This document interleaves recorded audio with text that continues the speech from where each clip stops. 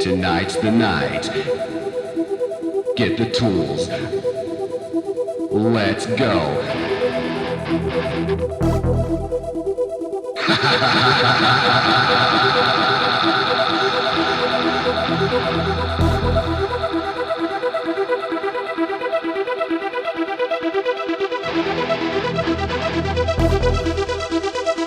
Without a doubt, I'm busting out.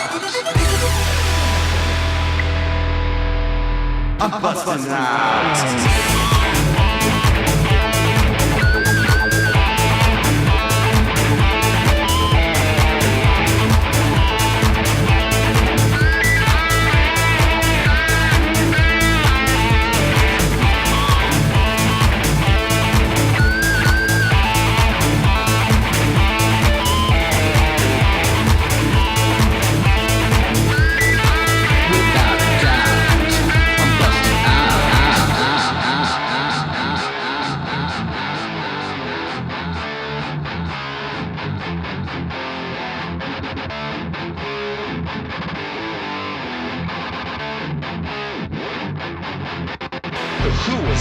Who is dressing so bland but kicking a sparkling sound worth 1,000 grand? It's Kakor Skate, the musical fiend.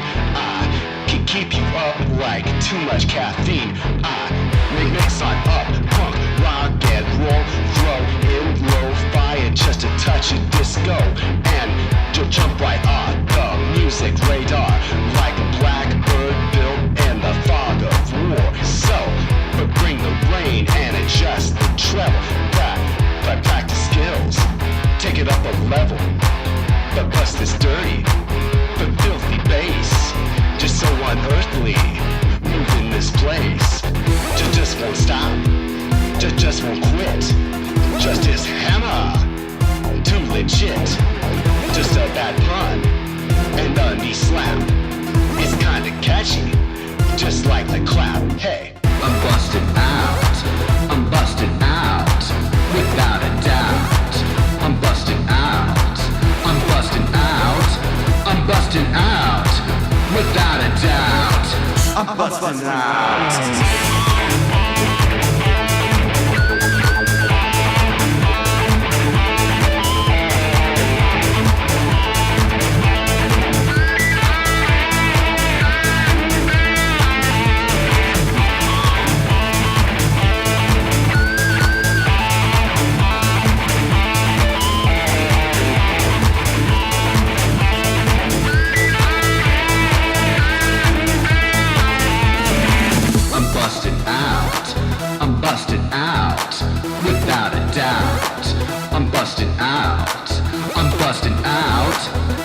busting out, without a doubt.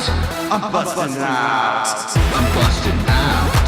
I'm busting out, without a doubt. I'm busting out. I'm busting out. I'm busting out, without a doubt. I'm busting out. I'm busting out. I'm busting out, without a doubt. I'm busting out. I'm busting out. I'm busting out, without a doubt. I'm busting out.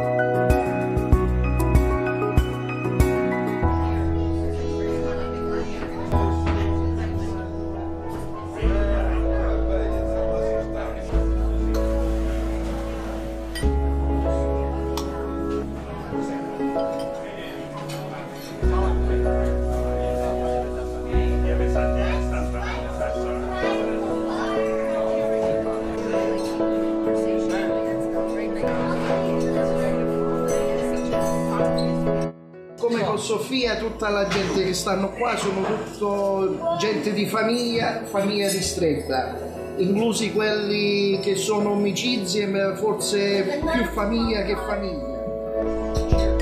Cheers.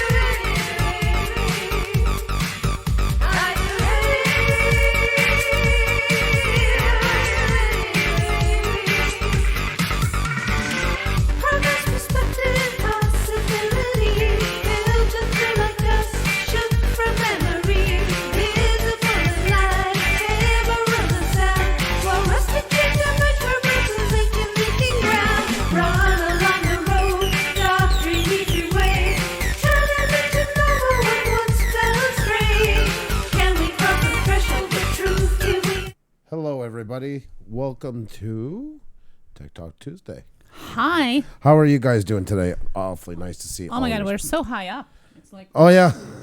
I don't know what's happening here. Oh, I hit that and I forgot to adjust it after. There you go. That's kind of cool. That might actually. be a little bit better. Actually, I like that view better. That's nice. Well, first tip of the Tech Talk Tuesday is if you want to have a really nice selfie of yourself, please lift the phone above your eye level and take a picture from that angle. That's going to be much more pleasant to look at than this angle or that angle. This makes your face look much more thinner and more beautiful. So there you go. First tip of Tuesday Tech Talk. That's right. Today's Tuesday. And right, what folks. that means... That means that today is Tuesday Tech Talk. That's yes, right. that's right. We're back full time. Full It's time. Tuesday Tech Talk every Tuesday at 7 p.m. Eastern. We have schedules now. We're not just flying through the universe. Yes. Were we before? Pretty much. Pretty much. Yeah. I still was still flying sometimes. Yes. So welcome. We're still with the same motto as we were last season. You and I have questions. You and I have answers. What it means that we all want to learn. We learn from you guys, and you hopefully can learn some things from us. We're no experts by any means, but we share our knowledge and skills and what we have learned so far with you guys. And if you have anything to contribute to, please put it in the chat as well when we're discussing the subject. We always welcome your contributions as well. That's right, guys. We're all in it together. It's a great chance to network. That's the whole point of this. It is a co-op discussing things. Any question, there's none too small, none too large. We do not have all the answers, but together, you know what? We got a pretty good chance, all of us, of being able to figure this thing out called YouTube. I hope so. Yes. I mean, I don't think anybody can really figure it out, even YouTube itself. Yes. That's a very good point, actually. But we can try to Yes. get as close as possible to Yes. trying to figure out. It's like a giant puzzle, and nobody knows how the whole picture looks at the end, you know. Wow. Even the box doesn't have a picture on it. Lots of metaphors going on. Yeah, guys. If you missed us yesterday we were on because yesterday was our first day, the opening night of our season 2 of Tube Talk. That's right. We have started our interviews, and it was really amazing, very touching, emotional. Awesome. Yeah. Kind, warm, amazing interview with Nick Fam TV. Right. Amazing couple, such selfless people who have devoted their life to helping children. They have been foster family for years and now have adopted a couple children as well, and they were sharing their experience. This is so inappropriate. I know. I got to start reading the chat. It never fails. I see. Reading chat is my job. Okay. Okay. So please just close it and let's not watch it. Okay. We're going to show you guys in a second. I didn't mean to cut Xenia off. So there you go. And yes, it was very inappropriate. I'll not look at the chat anymore. So as I was saying, they're really, really, really amazing people, and it was really a great opening to our night. So if you missed that, the link is up above on the little icon in the cards. You can check that out. And what else happened yesterday? Am I going to talk? I don't know. What do you want me to talk about? Well, also, for those of you that haven't been yesterday in our stream, we also launched our merch. Oh, yes. Well, guys, yes. Really, it's your guys's as well, since this one goes under hashtag Blue Ridge Group. You guys were asking for it. Well, we finally got it together and put it up there. The link is below in the description for the store, and I'm going to putting it in the chat as well. There are special bonus codes that I'm going to share in the chat. Those are going to be shared throughout the week, but only in the chat, not in the description. So you got to keep your eye at it. And some free shipping and 10% off as an opening week gift, only valid till the Sunday, till the 21st. Looking forward to seeing your selfies, guys, in some of these items. Hopefully you like some of that. If you have any more suggestions, always welcome to that. That was 2 major things yesterday. We're very excited. We're going to be on 6 times a week right now, the same as we were in the season 1, 7 p.m. Eastern, with interviews, shout-outs. Of course, guys, shout-outs are still going to be there. And Tuesday Tech Talk every Tuesday. I'm just showing off the merch. Oh, you're showing off the merch. Yeah. I wanted to pay your attention to the first item, especially it's called Blue Ridge Group Bonus, since it is a sticker. And while I was creating the sticker, I thought that you guys probably would appreciate to having more than one sticker for the price of one. What it means that you can actually cut it out, and it has different sizes to it, and you can cut out the shapes and sizes. You get basically 5-6 stickers out of one for the price of one. Strung Out Outdoor says, I like the stretch pants. Yes, the stretch pants have a bonus back hashtag. Hashtag Blue Ridge Group right there. And the pattern is created of small little wrenches, guys. Small little wrenches. All kinds of wrenches to stare at. It's a good excuse then. Yeah. Yeah, so there is also kids apparel available for little ones, and for a little older than that, we have pink and blue with a hashtag Blue Ridge Group. And we also have cups and socks and different. Yeah, there's 2 levels to it. There's the base level. These are socks. Obviously, hashtag Blue Ridge Group on your bottoms. There's 2 levels right now available. One is the base level. I called it CPR kit, which basically is a blue background shirt or cup or a sticker with a simple hashtag Blue Ridge Group and a little wrench right there, if that's what your taste is like, and a little one on top of that you were looking at previously, which is more into black, gray, and blue pattern. So check that out. I'm going to drop the link right now so you can check it out and see what you like. We're going to do the roll call, guys, in just a moment. And so many faces in here. So many awesome people in here. We got some new ones in. It's always great to have new people in here. Welcome. We're a husband and wife, a duo from Montreal, Canada. Xenia, my wife, she does photography. I'm Andrew. I do videography. And 6 nights a week, we're on here hanging out with all you awesome people. We're tonight doing Tech Talk Tuesday, but as Xenia said, we have our shout-out nights. We have interviews. Got a lot of big guests, guys, coming this season. A lot of interesting guests. It's unbelievable. Over last year, you know, people were so gracious to come on and help us out as we were trying to get going. And now we actually have a list of people who are asking to be on, which is very cool. Yes, looking forward. Mother Nature, you take care. Thank you so much. Tomorrow we are having amazing guest. Lou Rock is coming tomorrow as for our second episode of Tube Talk, and that is going to be so amazing, so interesting. And Friday we have Jay Lipman, who was the winner of the B-Roll SmackDown, and one of his prizes was interview on our show. So that's going to be happening Friday. And what do we have Thursday? Thursday. Yeah. We have daytime. Well, daytime for us. Evening shout-outs for all of our European friends. We'll be on at an earlier time. We're going to be doing our shout-out channel for those who are so nice to stay up with us most of the week. As we know, right now it's 10 after 7 here in Montreal. For them, it is already 10 after 12 in England, 10 after 1 in Norway, I believe. Yes, so we are going to be going on European time zone, but obviously everybody welcome on Thursday with shout-outs. So amazing week.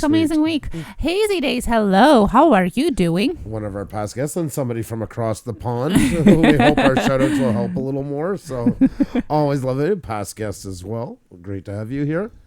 Awesome channel. Awesome guitars. The guitars he builds from scratch, guys, you got to check it out. It's really, really cool. That's what kind of drew me in the beginning, was seeing him. He built one doing it live, the finishing touches and all that. Oh, yeah. Little Laura, I really hope that you feel okay, because I have noticed that you said you're under the weather on Sunday, and you still seem to be tired lately. I'm starting to worry that you're getting sick. Yes, I hope you feel better, and hugs from us to you. Today is Tuesday Tech Talk. So guys, if you have any questions about photo, video editing, graphic design, YouTube optimization, analytics, editing your YouTube channel, anything and everything, just shoot it in the chat.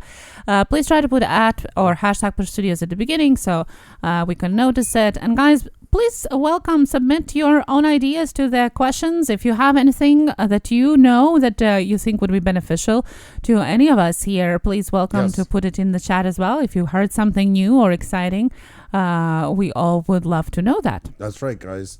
Working together is the best way to get ahead. So please share anything. We're always open. We do not have all the answers. I cannot stress that enough. This is a way for us all to grow by bringing everything we've learned together, pooling it together, and learning from each other. So definitely let us know that. Anything. I love that. I've learned such amazing things from people in here. The nuggets of information are just awesome. Yeah. And there's a first question. Nomadic Bag is asking, what's good for making thumbnails? Well, I must say that there are different ways of doing it, but my favorite thing of doing anything graphic design that is very, very easy and intuitive is Canva. We have previously numerous times have went to little tutorials of how to make thumbnails, how to make a banner. Just last week we were talking about little secrets that Canva has, little neat things that I even haven't discovered before. So that's definitely something I would be looking into if you're looking to making thumbnails. The main thing why I like what I like about it, that it's all already sized to prerequisites of the social media that you're using. In this instance, YouTube, it's already sized to appropriate how it should be for thumbnails and for banner, so you don't have to worry about that. You just create the way you like it, download it, upload it, and it looks fantastic. You can also obviously use Photoshop. That's a great way of doing it too. You have numerous apps. Canva, by the way, also have a mobile app that you can use. Different other apps and websites as well, but I would say that Photoshop and Canva would be our favorite for creating banners and thumbnails especially. Can you curve text on Canva? Yeah, you can. You can. There are different text patterns available. You can also upload your own GIFs, your own, images, your own vectors, whatever you want to use. You can upload your own. So if you don't want to use what they have in their library for free or pay for it, you can actually upload your own and use it there. Oftentimes I do that with the images that I want to use for the backgrounds. Kira May is... I will be checking that. Okay. Yeah, Hazel, we got your message. Sorry, we're going to open it. Sorry, I was trying to open it from this side, so I do apologize, but we will definitely be checking it. We got to do a roll call soon. Shout out all these amazing people. I will get to that. Let's call them out here. Oh, I see what I went and did. Ooh, that was Hello there, Nicole Channel and Paranormal. Welcome to our channel. Yes. See, you're new. Welcome. Hope you're doing well. It's great to have you here. I remember you, and it's awesome to have you here. Thank you so much for coming. Oh, okay, good. Whew. That was not good. We had opened from a while ago a Zoom. We're still setting up the meeting stuff, so I just kind of, I got the scare of a lifetime. Alrighty, let's see who we got on here. Let's see who we got. We got Wicked Fabs. We got Undead Otter. Tina Davies, the Anna Nicole Channel and Paranormal. Strung Out Outdoors. Stacy Morgan. Soft Spoken Hennessy. Slick Rick. Sky Pilot. Share Productions. 7 is Enough. Sergeant Slaughter Slot Machine Videos. Rubik's Cube Gaming Man. Rocket Star Fuel Productions. Rixetti 23. Yep. Okay, thank you. Rebranding Me. PD Tech. Patricia Sprinkles. Passions for Hunting and Fishing. Orange Jelly. Nomadic Bike. Nathan Likes Drums. MU Free Music for Your Videos. Miss G. Mother Nature. Mina Dior. Micro Homesteaders. Living My Way. Little Llama Laura. Little Magic D. Casey... I always stutter your name. Cabrera. I hope Casey Cabrera. Cardoso Media. There, I'm starting to freeze. Kalma Stani, Jamaica Girl 123, Insanity Baller, Hubbard Gunpowder, Hazy Days, Hazel's Reptiles Fan. By the way, I can't find your email. Grant McIntosh, Gerald Farms, I'm sorry. Drummer Family, DJ N1CE, Desi Mom in USA, Duck Kid Jamik, Kira May, Karen Summers, Broken Wolf, Barra Boy Woods, Backpacking with Jason, and April Braswell. Welcome, guys, and welcome to everybody who is listening to us on your headphones. Welcome to our chat. If you can say hi, please do so. If not, that's okay too. Hope you enjoy your evening with us. We have also, I see some that were not listed there. AU Pack Mule is here. We have Lever Guns 5110 WCF. We have NSV Productions. We have Simply Glam. Polly Vlogs is in here. Nero Trigger's in here. Abigail is in here. Abby's in here. Is that? No, okay. Oh, no, okay. I was thinking of somebody else. Hello, we just Abigail. met last night. Is it? I don't know. Just saying sure. hello. She is Abigail. Yes, I'm wondering. I never got to see her channel handle last night. Is this Abigail from Fireman CV? The Egyptian Gamer Geek. What's going on? Nice to see her. Angel Muniz. What's going on? Thank you, Angel. Just keep on doing it, sir. Just keep on doing it. Yeah, Hazel, did you find it? No. Oh, we never found your email, Hazel. Oh, I'm not sure. When did you send it? Because I'm looking through the spam as well, and I can't find it. So I'm sorry about that, but it might have been lost somewhere. Yeah. Oh, that's very kind of you, Hazel. Don't worry about that. That's okay. Just hang in the chat. Just love having you here. But yes, thank you. Thank you so much. That's very sweet of you. Thank you. That's so sweet. You are so kind. You guys are really awesome. Really amazing people. Thank you for thinking of us. Brian Unbox, nice to see you, my friend. Riff Magos is here. Wow, look at all these channels, guys. Look at all these channels. Always nice to hang with you all. Cox Gang is here. Welcome, welcome, welcome. Thank you so much, Simply Glam. I guess start off with the questions pretty soon, hon? Yeah, sure. Oh, yes, you want to talk about something first. I forgot all about that. I am awful at this tonight. I'm just missing stuff left, right, and center. Alrighty. Brian Unboxed. Yes. Abigail, I'm just boring. I'm just boring, Abigail. No, you're not. That's why I said hi, Abigail.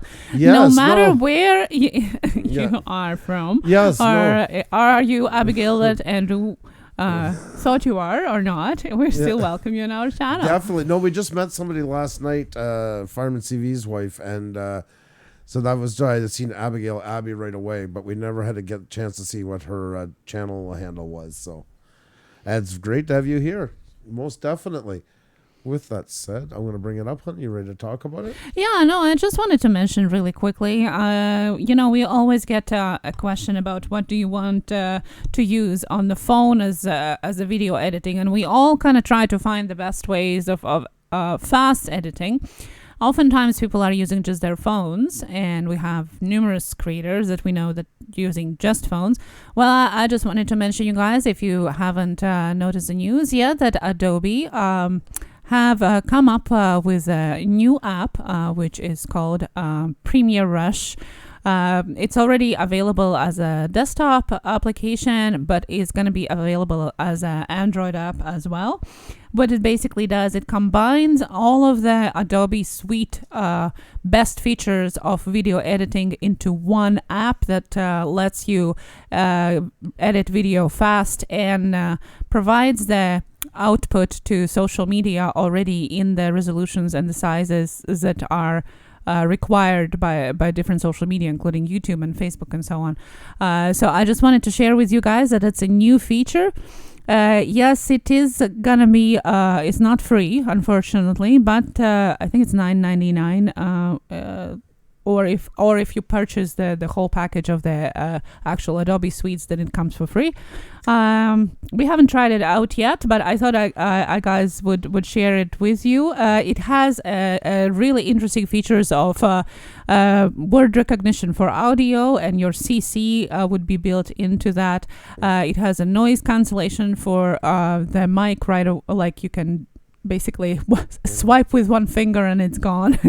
All the regular base video editing as well, but it combines everything, a little bit from Audible, a little bit from Lightroom, a little bit from Premiere and After Effects. So it's kind of like the best of all features in one. And it's called Adobe Rush. I'm gonna just put the link about the news that I was reading on their blog, and you can check it out for yourself. There is also available kind of like a walkthrough articles where you can walk through the features and think if it's something that you are looking to, and some videos to go with it as well. I'm going to post a link as well so you can check that out. So if you're looking for something that might be really great, we'll see what the reviews are. But if you want to try something new and be on top of all the newest and maybe best, we'll see, apps of video editing, check it out. And as I said, it's available as a desktop application as well. So I think that probably would be also a good, I like that they have both desktop and app. It's not just a standalone app as well. Definitely. It is a very good mixture like that. It is a good budget way to get a lot of those features together, and you can do a lot with it. It's quite powerful, actually. Yes. Like Xenia said, the best parts out of a lot of it. So that's it's very cool. It's nice to see Adobe's finally starting to address a lot of these things. Yeah, it's a long time coming. Yeah. I mean, video, it has been kind of neglected in a way in the past couple of years since they moved to the CC cloud location. And it's also going to be based on the cloud as well. So if you're going to be doing your video edits through your phone, you're going to be able to access them through your desktop as well. So it's great in that that way because, if you're in a rush, that's why it's called Adobe Rush. Yes, that's right. It's living up to the name. Yeah, you can do it while you are, stuck in a traffic jam or waiting for a bus and, come home and continue on so you don't lose time. So I think the idea is really cool. We'll see if it works out the way they're intending. Frozen Fury's in here. Wow. Hello. How you doing? I'm sorry, there've been so many coming through, new ones coming in and that. Awesome to see all you guys. Cartoon That is in here. Now, you know how it's going to go. I'm trying to find them, but I want to welcome each and every one of you guys here. There, Brian Vassich says that he's been vlogging all day using phone and rush, only to review it tomorrow. So there you go, guys. You can check out Brian Vlasich's video tomorrow, having a review of the app that we were just talking about. That's amazing. Thank you for telling us. We really want to know how it works now. Any insights? Any teasers? I always check if there's anybody new here when I can. Ask questions, try it. Wow. Really cool site. I like it. Sorry, I just got checking it out. I wanted to give you a wrench, and I just came to take a quick look. Guy Martin, how are you? All the way from the northern part of Quebec. Nice to see you here. Nice to see you. We're going to get to the questions, guys, in just a moment. So start thinking of all your questions you got. Don't be shy. We will try our best, and if we do not have them, there's a whole audience in here that I'm sure can help us out. So Brian, can you tell us just in 2 sentences what did you like and what you didn't like about it as a teaser for your video? That's a real good. That was awesome. The first insight. Meg's Vlogs in here. How are you? Good morning, Megan. Hi. How are you doing? All the way from China. Great to see you here. Recycle Dude Girl Skills Raid. Hey, wow. Guys. Welcome to our channel. Yes. Me being cheap. Hello and welcome. Thank you so much. Thank you so much. Hello. That's kind of you guys to drop by. Thank you. Wow, guys, we're 81 right now and 67 likes. So thank you so much. Jenny O'Brien, hello. Yeah, Francis Urban Spirits Vlogs, Recycle Dude Raid. Welcome, guys, to our Tuesday Tech Talk, where you guys can ask questions, and we ask questions, and we all try to find the answers together.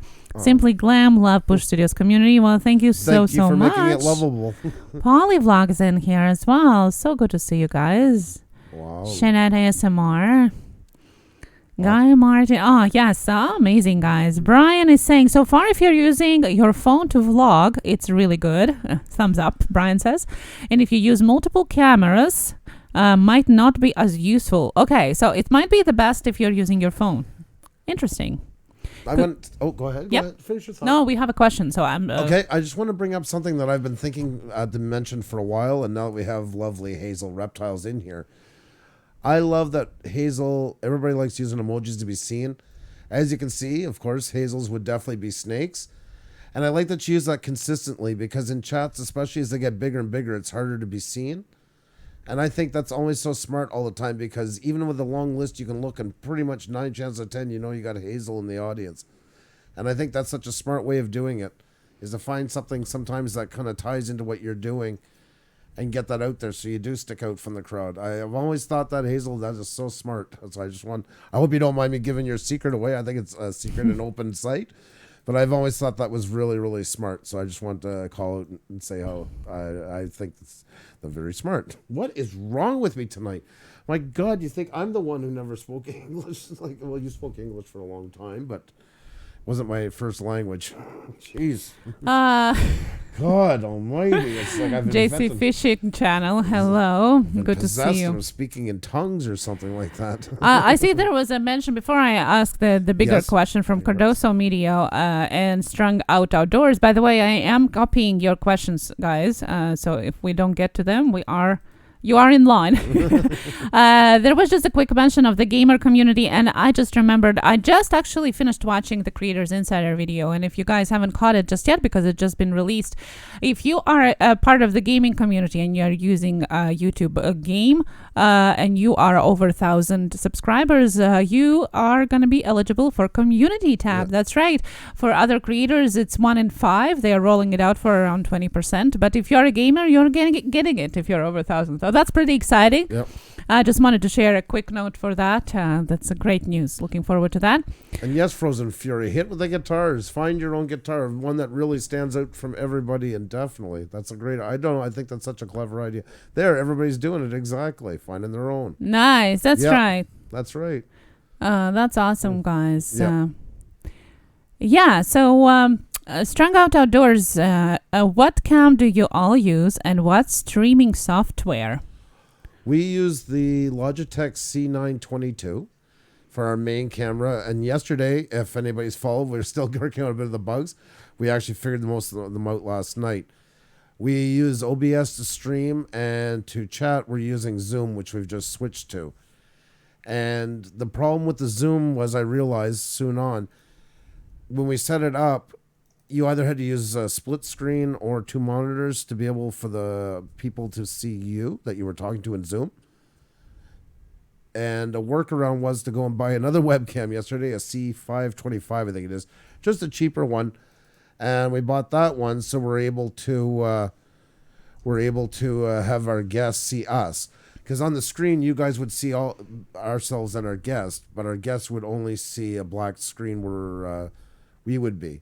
And that's kind of hard to have a conversation, in my opinion, for an hour and a half, 2 hours, where they're just looking at black screen. And you can't watch YouTube because I find there's too much delay. So that's what we're using right now. So OBS, Zoom for our chats, and my Logitech C922 and a C525. But there's going to probably be another camera coming in the very near future. So Another camera. We only have 2 guys. Can you believe that? We have 2 cameras here, and there's just 2 of us here. But we have 2 cameras. That's right. We're getting 4K probably in the very near future. So yes, that's right.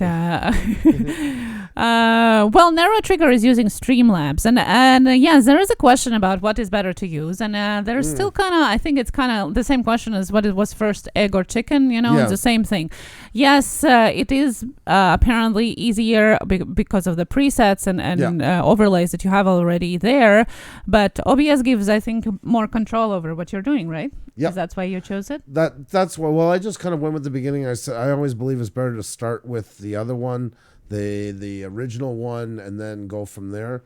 If that's such a good idea or not, I'm still not completely convinced. But I just wanted to find out for myself. I figured it was better to start there and I want to know it as much as possible, because of like problems like last night. I always want to try and have a little bit more mastery onto it. But a lot of people I know are using it, and I mean, they swear by Streamlabs, so I don't think it's... Oh, Casey Cabrera says 5 away, but you're not showing... We can't show it if you don't have your numbers up. Oh, I was ready to feature to get you to 1,000. If you want to change it quickly in your settings, we can definitely bring you up. But yeah, right now it's just a subscribe button. Dole Whip Dad, what's going on? Acrobat 456, welcome. Nice to see you guys. Oh, Pac Meal says when you look that good, you can't get it in one camera. Thank you. Oh my God. 2 cameras are better than 1, and I use OBS for my setup. I find it more convenient to use for what I do for music streaming. Frozen Fury says. More convenient compared to Hangouts, or more convenient compared to Streamlabs? I'm actually curious on that one. I just want to know for sure. Guys, it's not too late if you can to start tweeting this out. It really does help if you've not hit that like button. If you're new here and you like what we're doing, we've already seen some subscribing already. Thank you so much.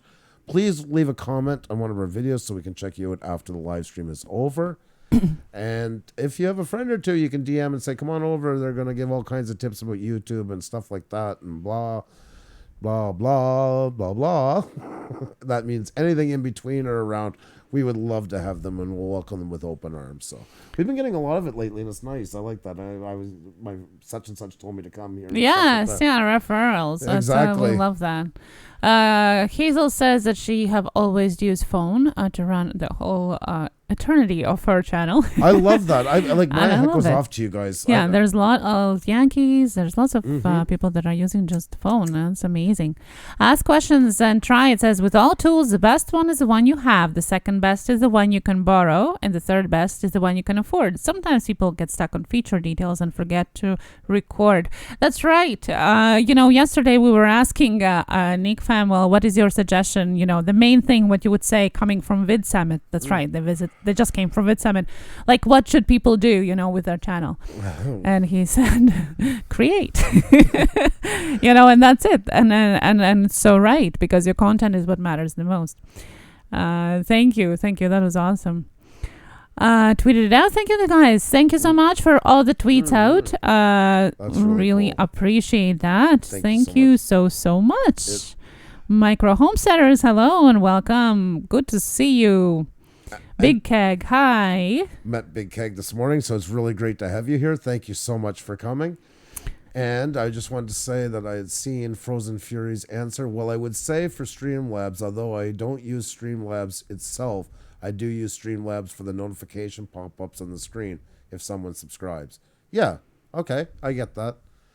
I don't know if it takes away some of the flexibility, and I don't do green screen and stuff like that. I just don't find it fits for what we do very well. So I'm good, I think, in OBS, but you never know. Things change. I just want something that's easy to use. I want a clean layout. And Dion Lionheart, I fight to get 2K, but it's difficult after 1K. Most definitely. Guys, that is so true what Dion Lionheart just said. If you think after 1K it's going to be all smooth sailing, I couldn't tell you it's more further from the truth. It's actually, you wouldn't think it, but it's quite a lot easier to get to the 1K. For instance, 11 to 1400 was a nightmare because nobody looks at you. I used to go into a place meeting people all afternoon and they'd sub me, and I was lucky if I got one. Because everybody under 1K says, they got enough. And everybody 2 and over, they're not paying attention to you. So, yeah. It's a constant battle. We've had numbers the whole way up. I can remember spots where for hundreds it was just like pulling teeth, Clyde's in here. Hello. Oh, Clyde from Douglas's channel. How are you, my friend? Is our buddy far behind us? Him and Zach are always tied at the hip. They even want, playing contests the other night together on M's dad's channel. It was awesome. Family Homestead. Hello. Good to see you. Nice to have you here. Most important part is to find what works for you, what you're trying to do. And before I used green screen, people kept saying my stream felt like a concert, so I added it. There you go. Exactly. You look for what works for what That's you're right. doing on your channel. Exactly. It's not one fit to all. That's for sure. Yeah. You got to tailor to what you're doing. And guys, that's such an important part of being on YouTube. You're going to see stuff sometimes that looks cool, but it might not be for your channel. One thing that works for somebody could have the adverse effect. So, look around, always look for inspiration, but make sure it's the right fit when you go with it. And you'll know. Always try stuff, especially if it's live and you're going to change something big. Please try it privately first. You'll be surprised. I can't stress that enough. It really makes a big difference. Better off to iron out all the wrinkles that you can. Things will happen. Nothing's perfect. But yeah, before you make a big change, and because sometimes your loyal viewers might get a big culture shock when it comes up, and it might take a while to try and get them back. So what can I say? Better to cover your bases. Hello to A Place for Stories and Learning. I'm just going through the quick questions first. Okay. I still have Cardosal Media that is a bigger question So I and a can couple move from other these? ones. I have copied the questions. Okay. Thank you. The quicker question: does streams help your channel? Cher Erickson is asking. Oh, sorry, I was reading the Egyptians Gamer Geek because you were talking, and we'd love to sometime, for sure. So then you can ask a question. So does streams help your channel? Yes. Well, yes and no. Why do you do that to me? Why do you break my brain? Why do you do that to these people? What do you think, Andrew? The stream has helped our channel. Yes, very much so. How? Because it's helped a lot with watch time. It's helped us connect with our viewers a lot more. It's kind of found a new identity for our channel, really, in the end. That's the biggest change, because we were people that always swore. Not only did we swear we wouldn't do live streams, we never quite got them. And that's an awful thing to say right now. Not much of an endorsement for coming to watch more. But if truth be told, I just couldn't wrap my head around kind of the point of them. I'm getting it now. I'm getting it. I got to say. Oh, we hope you are. And then some. But yeah, it was definitely, the interaction has been so amazing. I think I agree. The interaction is irreplaceable. Of course, you get comments on your videos and things like that, but the live streams give that almost, the feel of having people with you and being able to react almost the same as it would be in the conversation. And I find it is more quality time spent together on YouTube. Oh my God, look who's in here all the way from New Zealand. Oh, guys, how are you? This natural journey. I've managed to catch my favorite peeps. It's Joe. Oh, my lunch break at work. Oh, it's awesome. We were just talking about you the other day. Past guests from last year. Oh, it's so nice to see you guys. Yes, thank you so much for coming on your lunchtime. We missed you guys so much. Xenia hasn't been able to do her joke in a long time about how she can see in the future. Back to the future in New Zealand. Thank you for coming. Ask questions. The stream seems to help build community around channels, and community is the lifeblood of a channel. Yes, and I mean, when we started doing the live streams, it really, we didn't start with that in mind. No. We started our live streaming on the 29th of March, as I remember, as a celebration for our first 1,000. Never really planned of doing any more than that, but kind of quickly grew on us, and we went into live streaming 6 times a week. Never stopped since then. But eventually it grew. The community grew, and people are coming, and we like that you guys are coming here. We like seeing you. We miss you guys when you don't for some time. Life comes first. That's what we always say. Yes. But. And I agree. Definitely creating connections, networking, and creating naturally creating the community. Yes. I would say to that is really a good key, a big key to growing your channel for sure. But I think really it has to come naturally. It can't be forced. As I always repeat, I think YouTube is like life, and you can't force relationships. The same, I think, works on YouTube as well, just in my opinion. Okay, so we have some couple other questions that I'm going back to.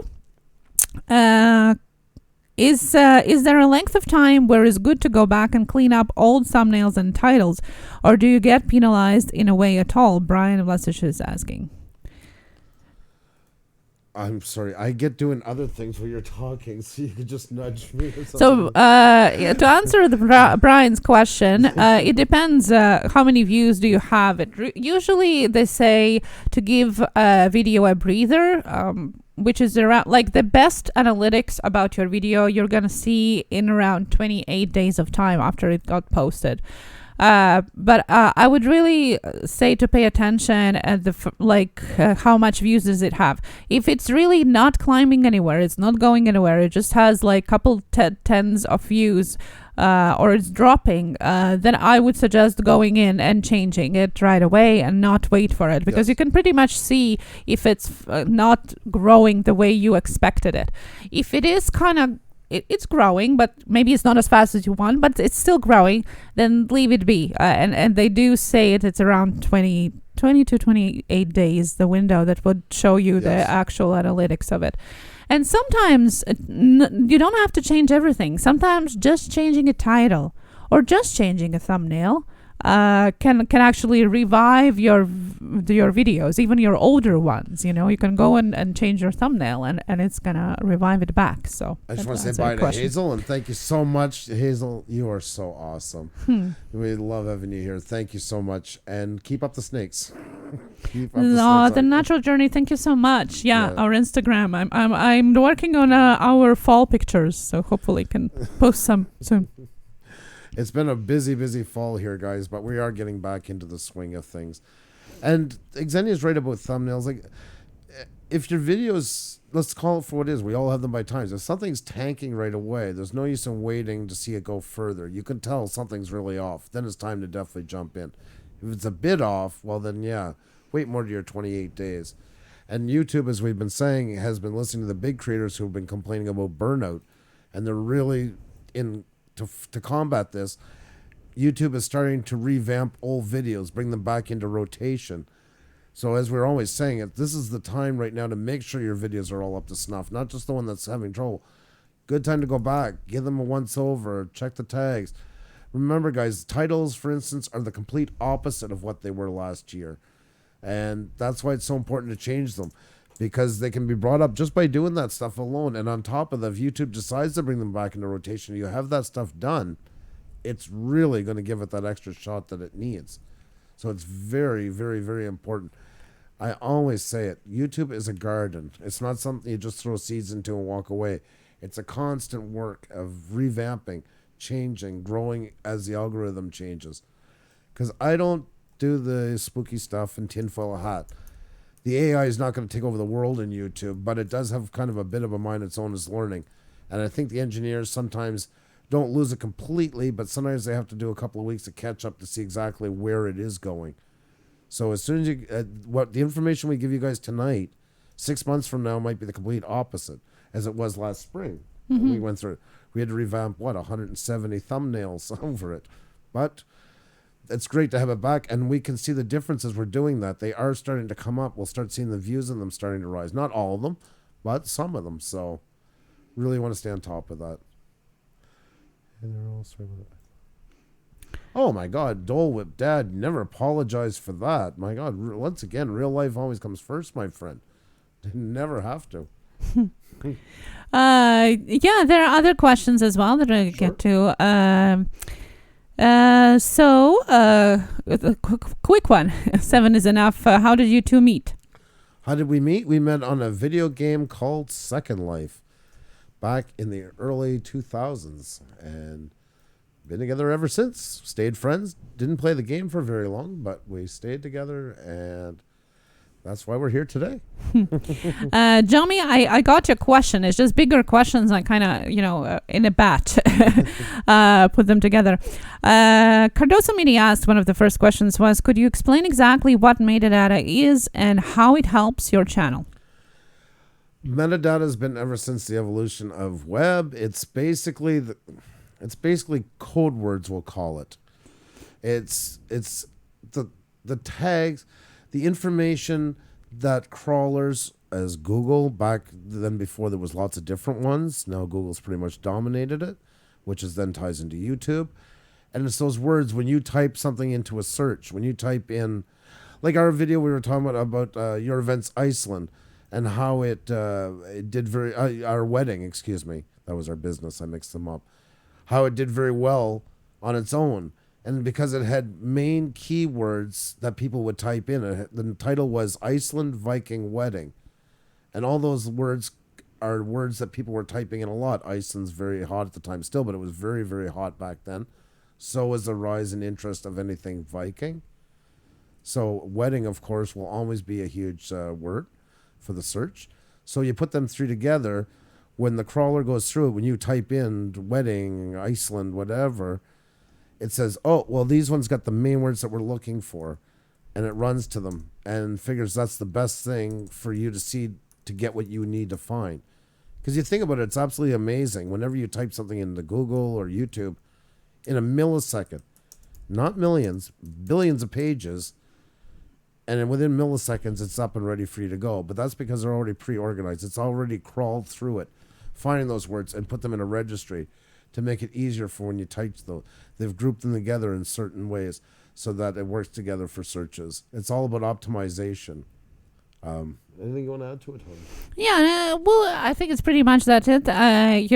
It's basically describes whatever it is describing. It describes to the AI or humans what it is about. Anything starting from tags, from description, title, thumbnail. What is in the thumbnail? Description in the playlist. What kind of playlist it is in? What words are in the video, if there are any words? Do you have captions? What kind of words are in the captions? All of that is more and more information that gives more proper look into what your video is about.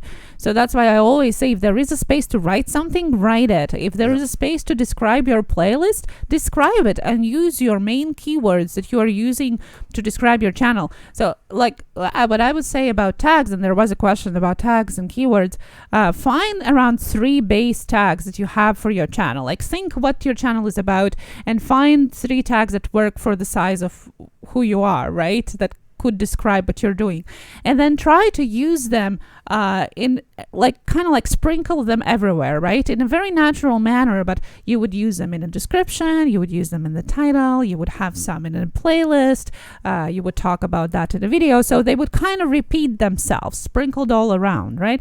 And that's what creates that SEO net, which YouTube has its own, which we call algorithm, but basically that's what it is. And then Google has its own, but it all kind of doubles. But at the end, it's all the same. It creates the big net kind of around your videos, around your channel, giving more and more clarity what it is about. And the more clarity YouTube or Google has about it, the more it knows what to do with it. The more it knows what ads to give you, the more it knows who to suggest you. It's just kind of like painting either a blurry picture where you don't have that information, or have it really clear and sharp when you do have it.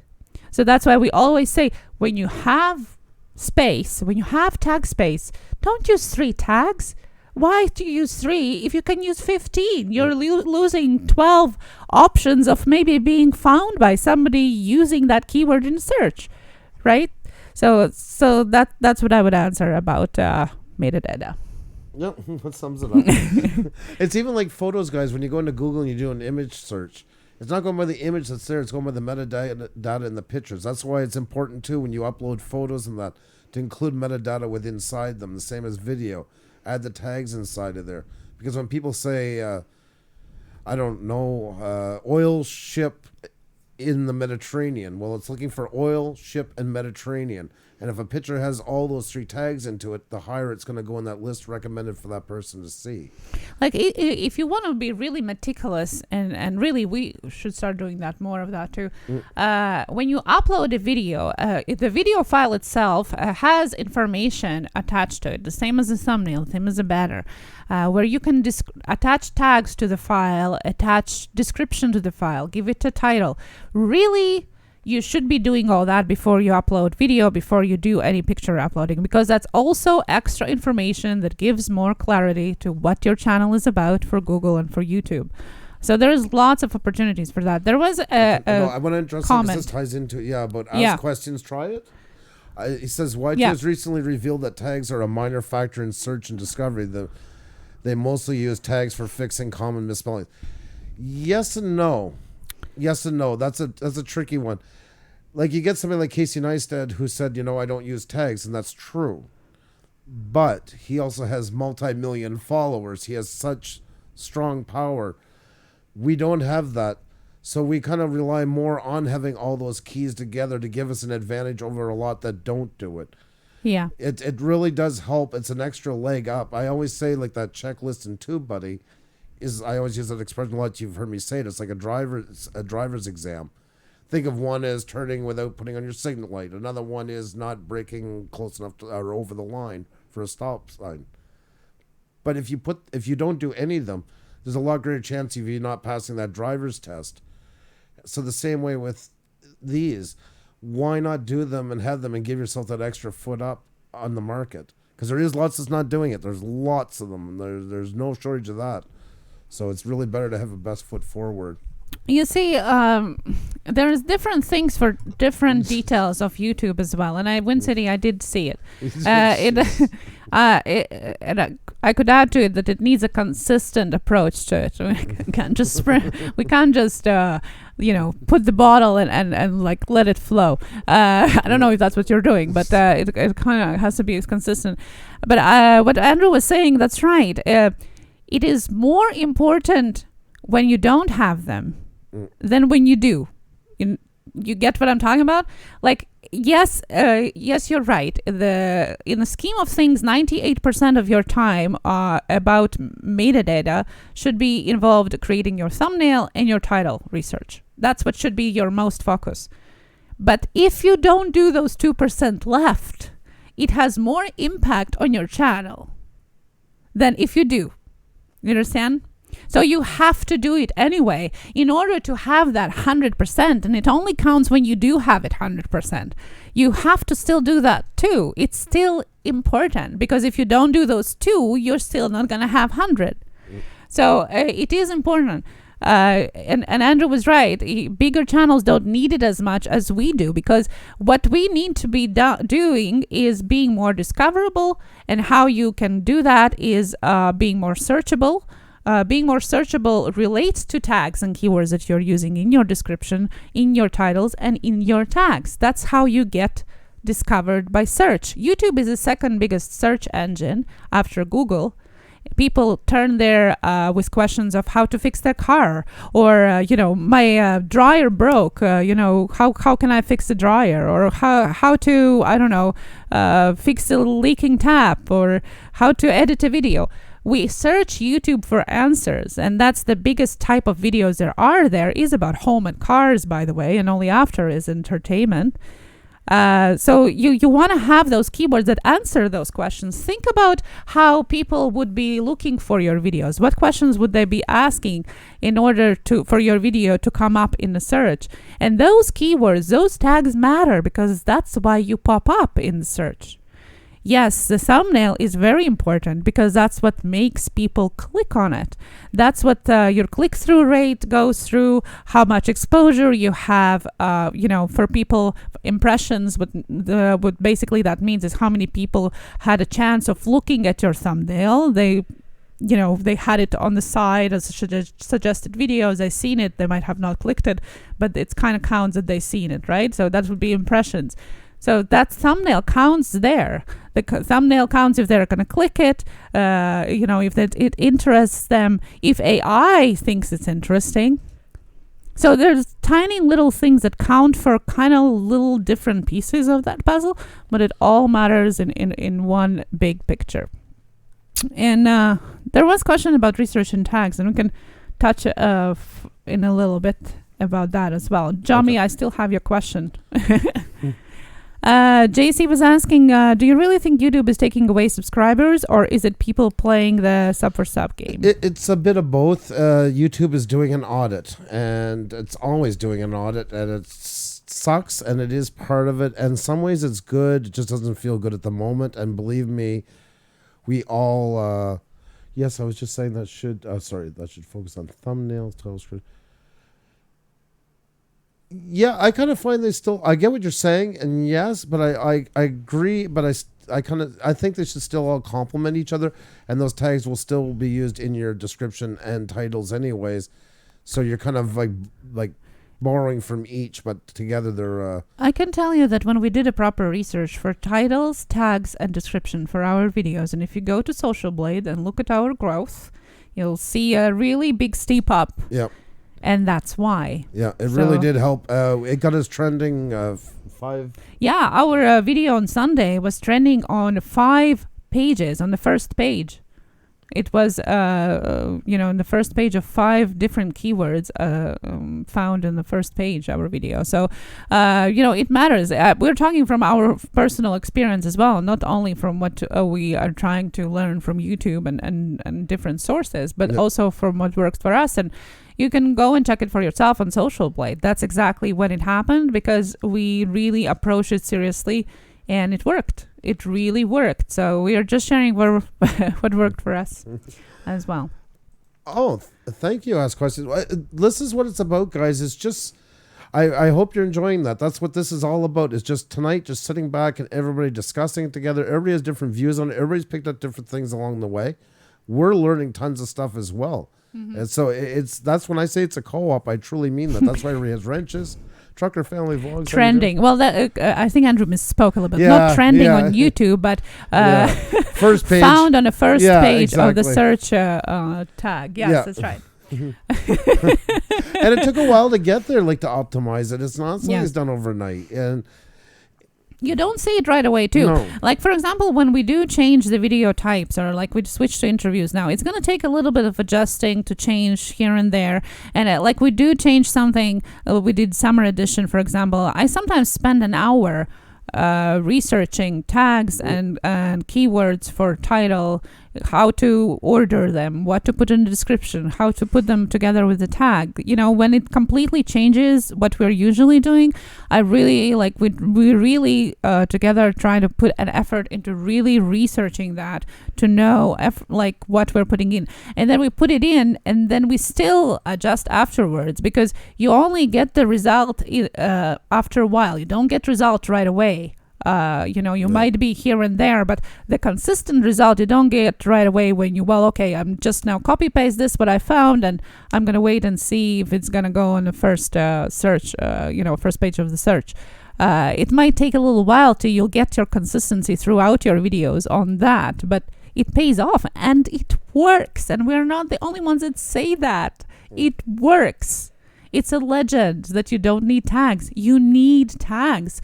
And I have worked with, guys, you have been sending, requests on Twitter and Instagram and an email, help me out with the channel and what can you suggest? And guys, yes, I am getting to you. For those that I haven't answered that yet, I am getting to you guys. But for those that I have, usually my first thing is, okay, well, what are you doing with metadata? I go over there and there's no best practices. There's no tags. Do that first. Yep. And then you can ask, well, what am I doing wrong here? There's so many things that you can do before asking yourself the question. And oftentimes when I have suggested different keywords to use, I have researched keywords for the channel for a specific video, it actually worked. Yep. So we are talking from experience. No, we don't know everything, but it just felt to me when it started working like that, it felt to me that we have found one part of the key. Yeah, it was like the holy part of the holy grail. It's exactly. 10 keys in a pond, and we found one of them, right? But at least it's 1 out of 10. It's helped a ton with the channel growth. It really has. Because a way of gauging that we've noticed is, Sumi, how are you? Nice to see you here. Always great to have you in the chat. Way we realized it was working was the amount of new people coming in, and they weren't saying oh, Bob sent me, and oh, hey, Joe, and we had one person walk in one night and it's how did I end up here? Share Productions, by the way, is a good. Yes, that's the person that came here from recommended videos. Yep, that's right. And we've had more than that. That was the beginning. That was our. That was the beginning. Yeah. So that's where you really get to see if it is working or not. And that was basically when we did the revamp and really started putting into our tag. Yeah. Jada Diva's in here. How are you? Nice to see you. Yeah, Natural Journey was here saying too that when they were doing videos about the immigration to New Zealand, they were rated high on the on that tag as well. So it's worth researching. And their last videos, once again, it was just a masterpiece. By the way, I just got to say that, I loved it. Wow, as always. Pauline Newman's in here. Hey, how are you? One of the people's channels. Yes, link in the description, guys. There's lots of new information description going on, so don't forget to check that out. And we got Matt and Joe. They're both here now on their lunch break. Hey, nice to see you. Always love having you guys in here. We feel honored, guys. Yes. Oh, Joe, I looked at your amazing retreat that you went there a couple of weeks ago, and I wished I would be there. Oh my God. Guys, go check their Instagram. That was so beautiful. Are they talking with each other now? Yeah, I don't know. Exactly. You're both awesome. They're like helos. They don't know that each other is there. Yeah, that's right. Well, us too. We've done it a few times. Don't tell. I'm here. Oh my God, you guys are funny. So that's the big answer on the big question. Thors, what's going on? Nice to see you. 4th stream in a row. Man, you are busy. You are on fire. I love that. Jacqueline Thomas, how are you? Always love seeing you here. Frederick's FB Blue. Frederick FB Blue. Welcome. I forgot who we said hi to at the beginning. So if we say hi to you twice, just know that we love you that much more. I got an awful memory, but it's great having you here. It's fun for me because it's always the first time. I'm always excited to see you. So yes, exactly. Always excited to see you guys. So no more questions coming up? Animal Fiasco was asking about thumbnail tips. Thumbnail tips? The biggest one, guys, and I can't stress this enough, when you make a thumbnail, most of the time you're going to see your full screen. And that's nice. You need to work in a large environment. You need to see what you're doing. Please, halfway through and at the end, before you save it, zoom it out. Zoom it out to the size that you see thumbnails regularly on YouTube. And look at them and say, will somebody be able to make out what's on here? And you're going to be surprised with all that extra text that you've been adding and stuff like that, how unlegible it is at that size. And it's better to find it there than to put it up and realize later. And I know this sounds kind of basic, but you'd be surprised. And I've even done it myself. I'm as guilty of that as I've been down that road. And now I make it a true point every time to zoom out. I haven't used this. I have an analogy for that I haven't used in a while. It's the same about adding like extra contrast to your colors. It's like airplane food versus a meal on the ground. At 30,000 feet, if you were to eat the food you eat up there, down here, you would notice it's extra spicy, it's extra salty, it's extra sweet. That's to compensate because at that high, you lose your taste buds. Is more used to your taste buds. It's the same way with thumbnails versus an 8x10 portrait. You have this beautiful weekend away at a lake, and you want to show everybody, and you have the mountains, and you have the blue lake, and you have canoeing, and there's a loon flying across. That's absolutely gorgeous, beautiful. Don't get rid of it. That's what Instagram is for. But please, please, please remember, it's not what's great for inside a thumbnail. You're better off cropping it down. Make it legible. If you want the guy in the canoe with the reflective water, take that part. Make that exciting. And right away, bring up your contrast more. You can do more of that on your thumbnail than you can do on a full picture. On a full picture, it's going to look overly done. You don't want it cartoonish. You don't want to lose the hues and everything. But you want to take them to that max. Bring that slider and play with it a lot.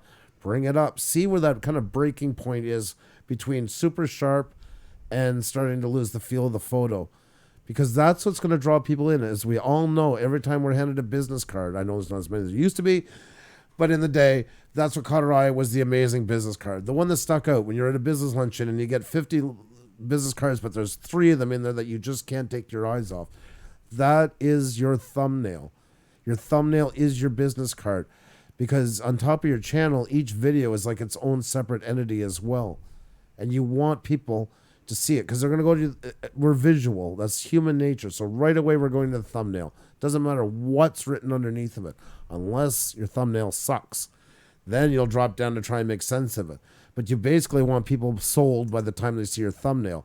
The title should complement that. And if there's 3% doubt, that should finish it off. By the time they get to them too, if you don't have them reading it yet, it's going to be hard to get them to the description. The description is nice, but it's mostly a good place to put your keywords, all your other information.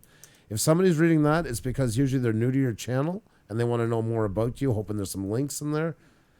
Or they're really intrigued with what you're showing, and then they're going to look halfway through the video or something, go down and read it more. But very rarely do people, if they're not caught by the thumbnail and then the description, they're usually moving on. So yeah, really, really, really put a lot of work in them. Make them crisp.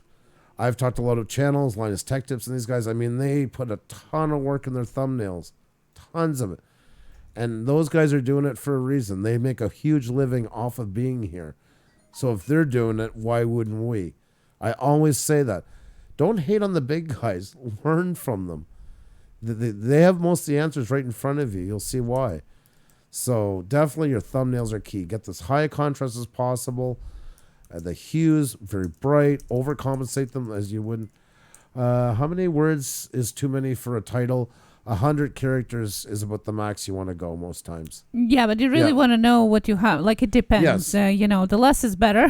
Yeah. Definitely have something on there. So, to sum it up, have it complementing but contrasting colors. Are we getting rated? I think we're getting rated. I don't know. Maybe people just think we're spinning the wheel. Shutdown. Sorry, I just seen that and I wasn't sure. Yeah, no. Hi, Shutdown. We're not spinning the wheel, by the way. So it's no point of spamming us with letters. Okay. So to sum it up, I just wanted to say about thumbnails. So choose the colors that are complementing but contrasting. The way to do it, you can either use Canva, and we do. I revealed some secrets about Canva in our last week's Tuesday Tech Talk. Or you can just Google it, wheel of colors, and it's going to show you the contrasting and complementing colors. Use wording that is short, font that is bigger than 20. And if you can, squish some face into it with Yes. with real emotions of human nature. I got into Linus Tech Tips. That's exactly what I was going to say. I always bring him up as an example because a lot of his old followers kind of got angry with the new thumbnails. But that's what I'm saying about listening to the bigger guys because they're doing it for a reason. And they over-exaggerate their face. It's all like that kind of stuff because they're really forcing the AI. The AI is trained to do what humans do or what humans like. And we naturally go to faces. So whenever you get faces in there, animals, babies, people, make them as... you don't have to contort yourself, but like make sure they're as crisp and clear so the AI can recognize it because it definitely likes to favor them. Yeah, take a couple of them. There's lots of channels that take a bunch of pictures and then they adjust to what the theme is about. But basically, it's people doing this and hi and, different face expressions because that's what AI is so important. If you're into technologies, read about what AI can do, what it actually can read. It is all based from face recognition technology. Exactly. There is a good point. One sec. I got to take first. Guys, it's just after the hour. If you guys can tweet out this live stream, hon, can you hit them with the link, please? And if you haven't hit that like button, please do. It really does help us out a lot, guys. On this natural journey, that's right. Coming to Toronto 1st of July. That is awesome. Yeah, we're going to work that out. I don't care if we have to walk to Toronto. We're going to get there. But yeah, guys, if you haven't hit that like button, please do. If you haven't tweeted it out, please do. It really does help us a lot. If you have a friend or two you think would like to get into this discussion, we're going to be on for another 2 hours. Please, love to have them here. We'll welcome them with open arms. It's always an honor to meet new people. And the new ones that have subscribed so far, thank you so much. I hope you left a comment in the video so we can check you guys out after the live stream is done. And guys, keep your questions coming. Love hearing from you guys. And keep your opinions and your thoughts coming as well. This is a co-op. We're all in this together. We don't have all the answers, but together we can figure a lot of things out. So thank you very much. Sorry, hon, I just had to get that in. Yeah, if we there is questions about Canva. If we do have time, I will get to the Canva and maybe we'll do again like a short. I'll pick somebody randomly and make a thumbnail for one of your videos. How about that? So stick around and we'll do that at the end, okay? With Canva, so we can see what we can do about it. Cardoso, thank you very much for tweeting that out. Xenia doesn't leave. She's like, I gotta run in between the pauses, so she definitely doesn't leave me much of a window. Jeez, I feel like a marathon runner.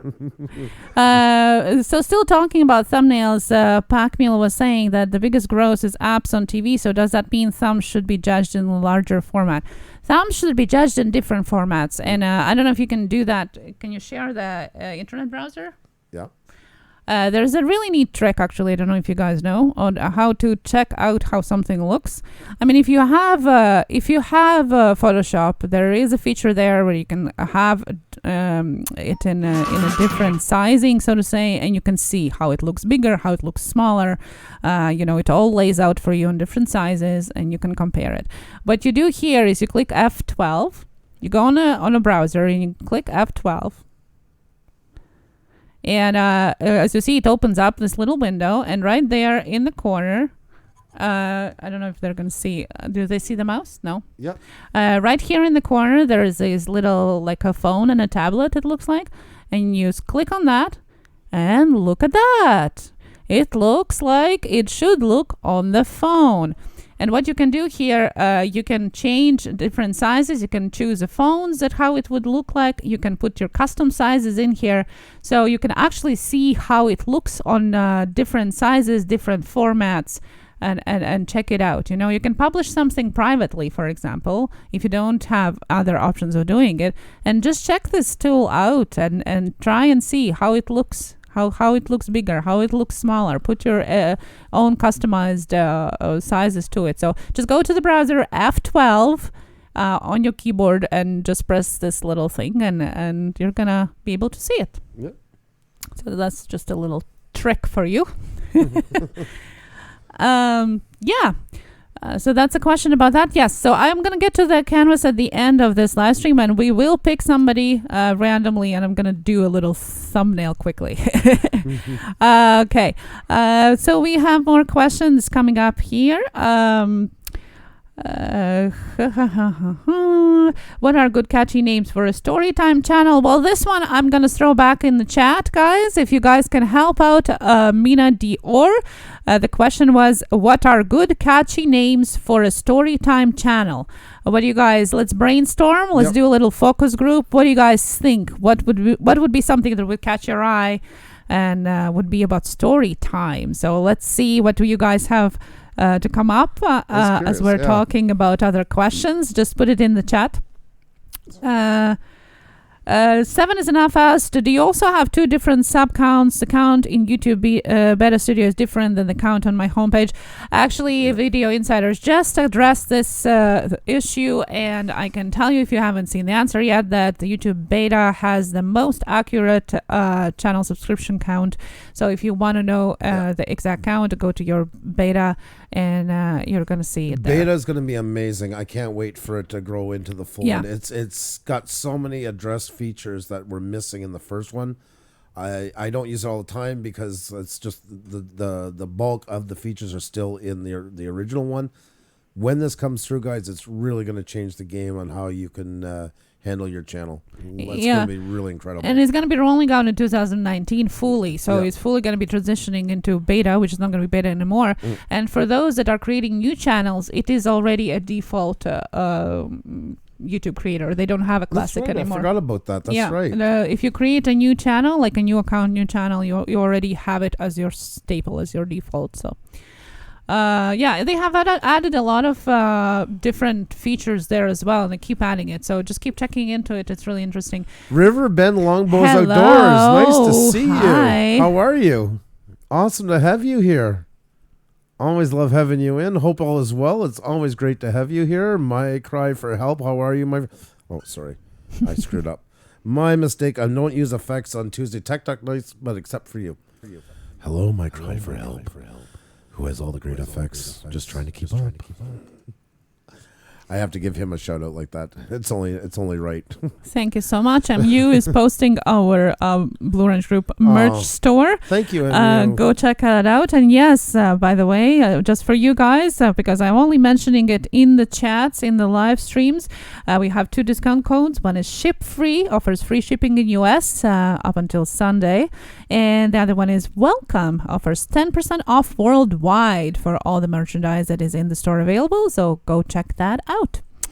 Beta Studio is a default, but there are still things you have to switch back. Yes, of course. Yeah. Of course. Exactly. Like live streaming, there's a couple of things there. Yep.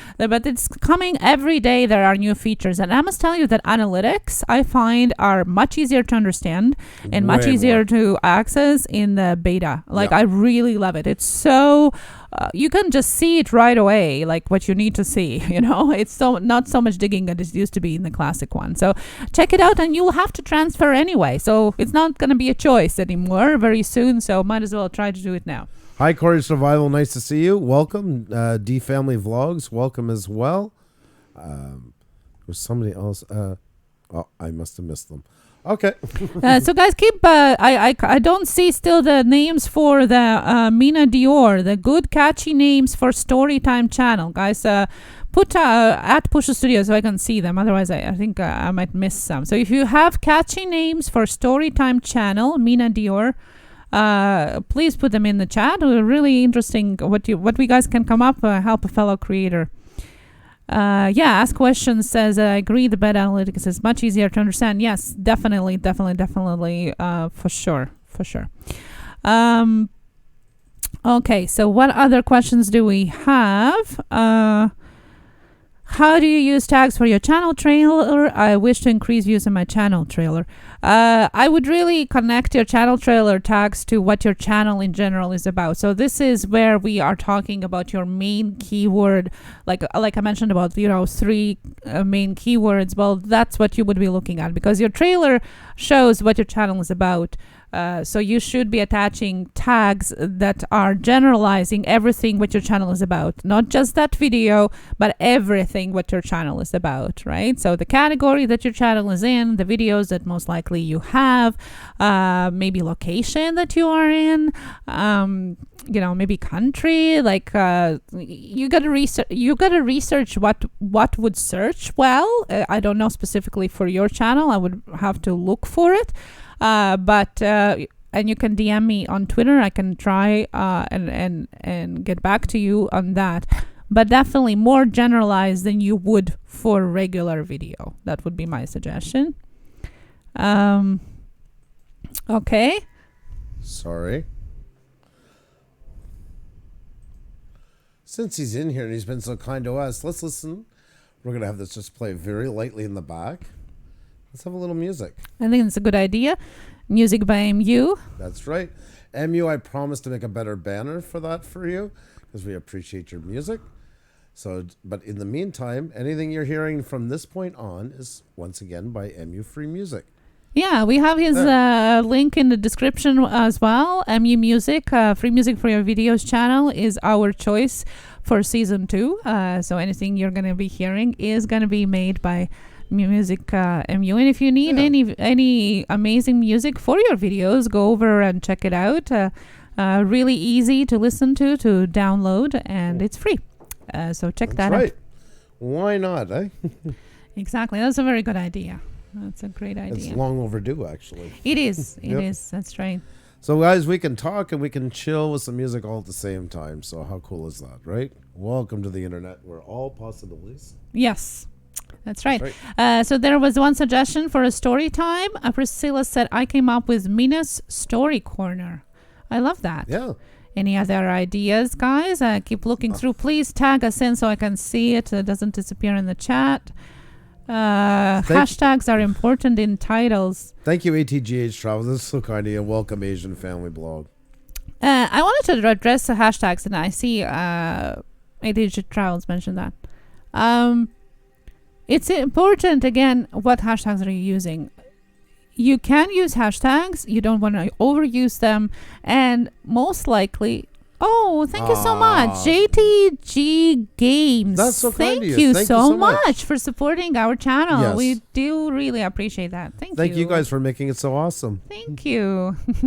And I wanted to say Kai Boy hello as well. And welcome to our channel. Yeah. So the hashtags, you want to use hashtag no matter if it's in the title or just that little hashtag above the title that you can see on our video as well. So if you quickly look, you want to choose your hashtags carefully. Why is because your hashtags or any links that you are adding in the description is one more way for people to go away from your channel to look for something else. Yeah. So if you're using a hashtag, you want to make sure that the hashtag is unique to you.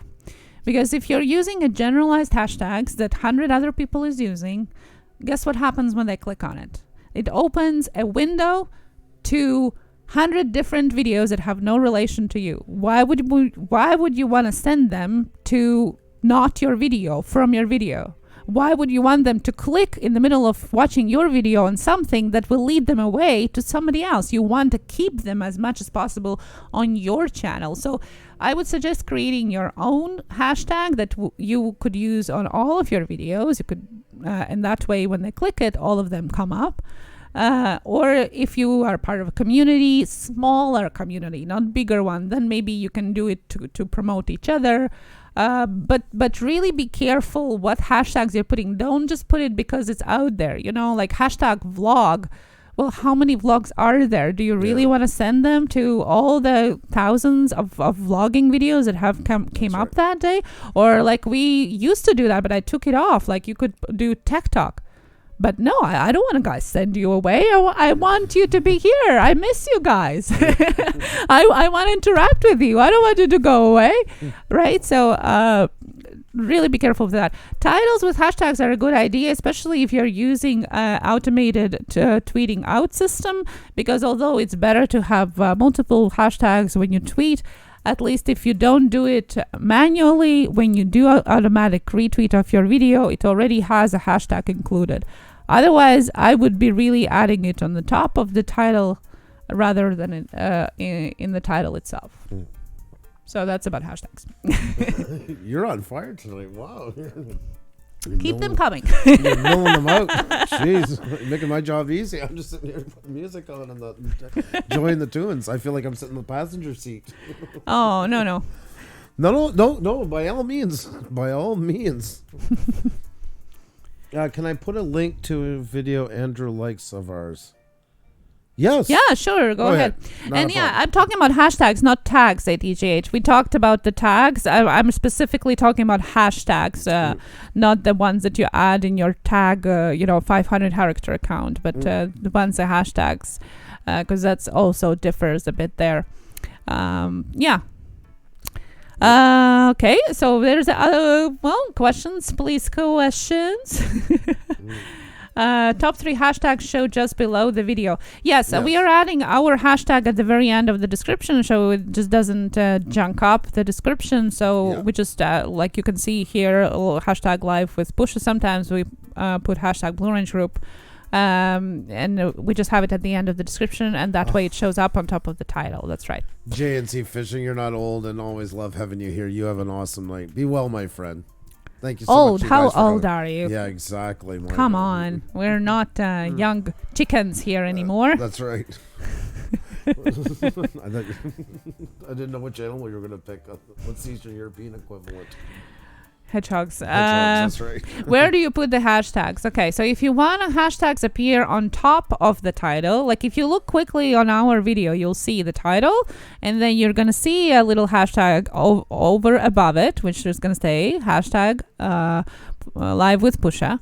If you want that little hashtag above the title, you add it at the end, or anywhere really, but at the end of the description, and you can use up to 3 hashtags that way. Like if you have 15 hashtags, it's going to use just first 3 in your description. Or you can use them inside the title, but then you actually put the hashtag inside the title. So there are 2 different ways of doing it. Hi there, Renee, and just for games, and 7 is enough. Yes, the little ones are off to bed, so you take care. Thank you so much. Be well. And Frozen Fury says, age is just a number. You're always young and amazing. Well, that's because you're young and amazing right now. You are young and amazing in the true sense of the form. But I do agree with what you said. AnimaFlex, any way to make your channel show up first in a search channel keywords. That's exactly what we were just talking about. So if you missed that, you'll have to wind it out back a little bit about that. We talked extensively. What does it mean? We can... Wait, one second here. I want to show something. Retweet. Here we go. I'm going to bring up Google. I'm going to bring up YouTube. We're going to type in shoutouts.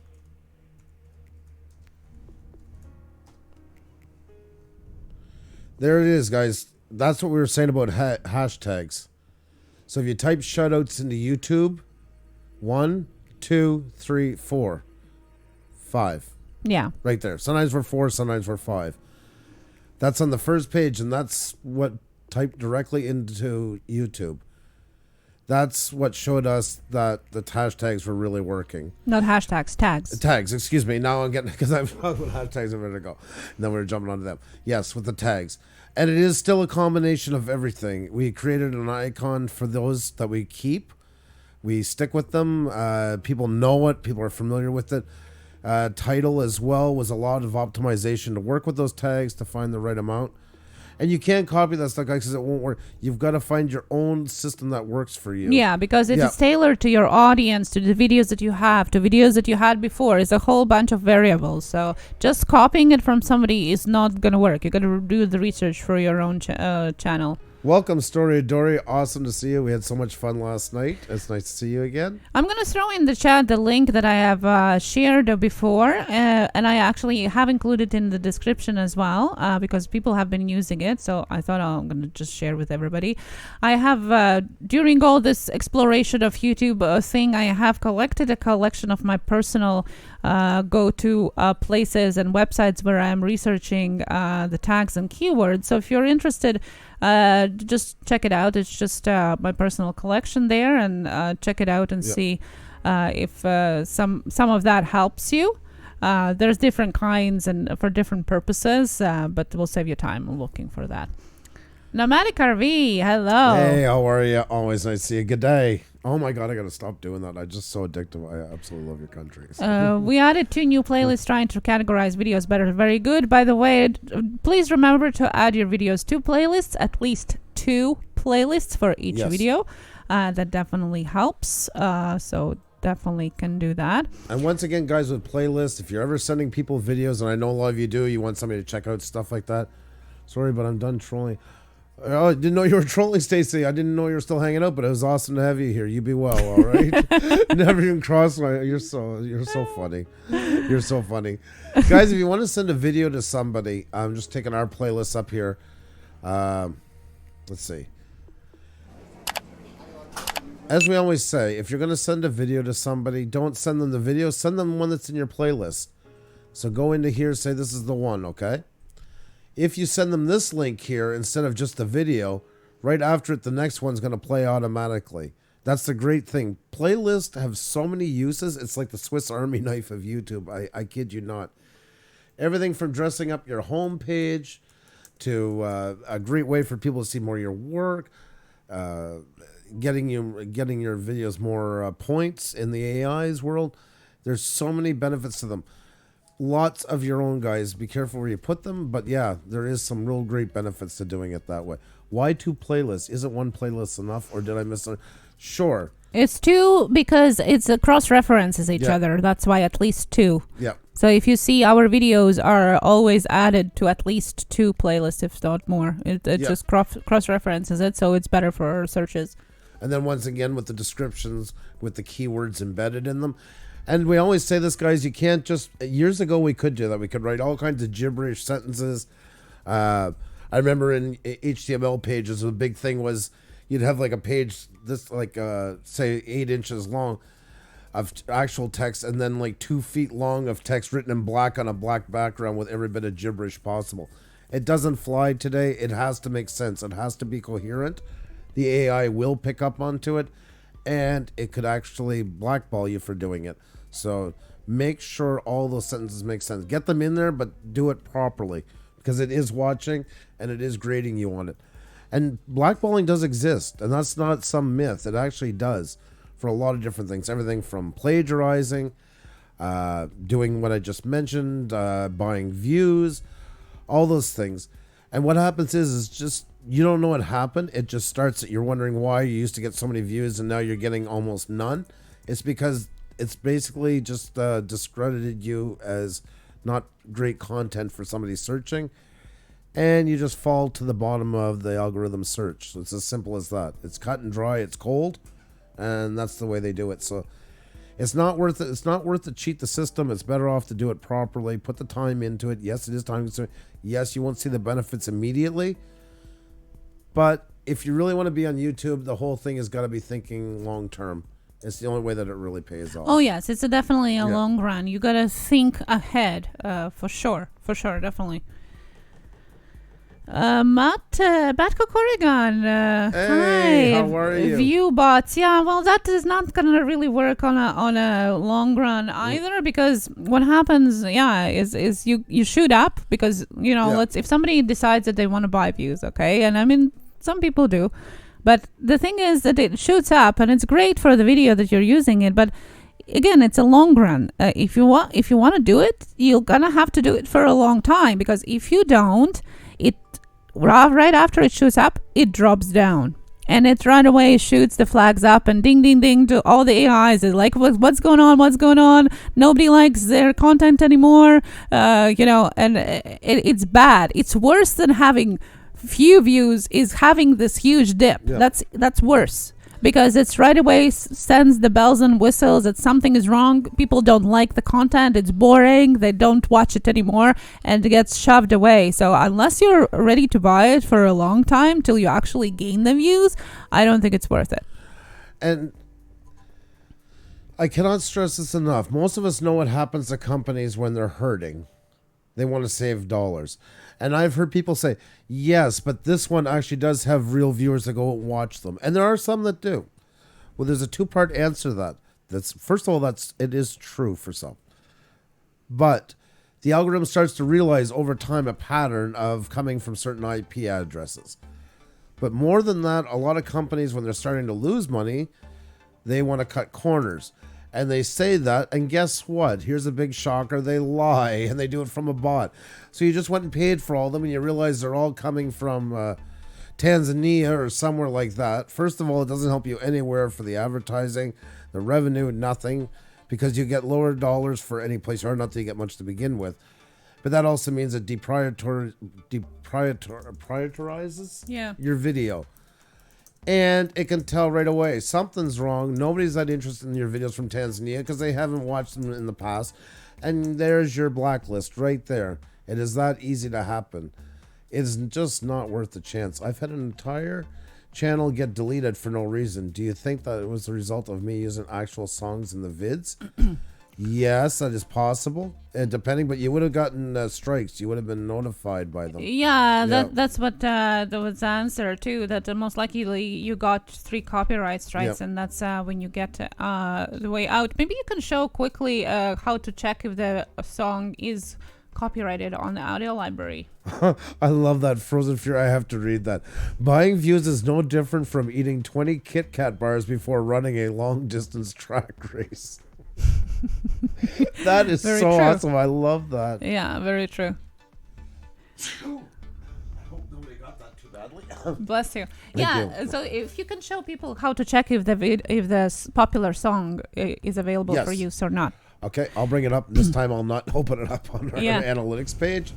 Because oftentimes people are very familiar that YouTube has audio library, meaning that you can use their music for your videos, like most likely it's instrumental music and so on.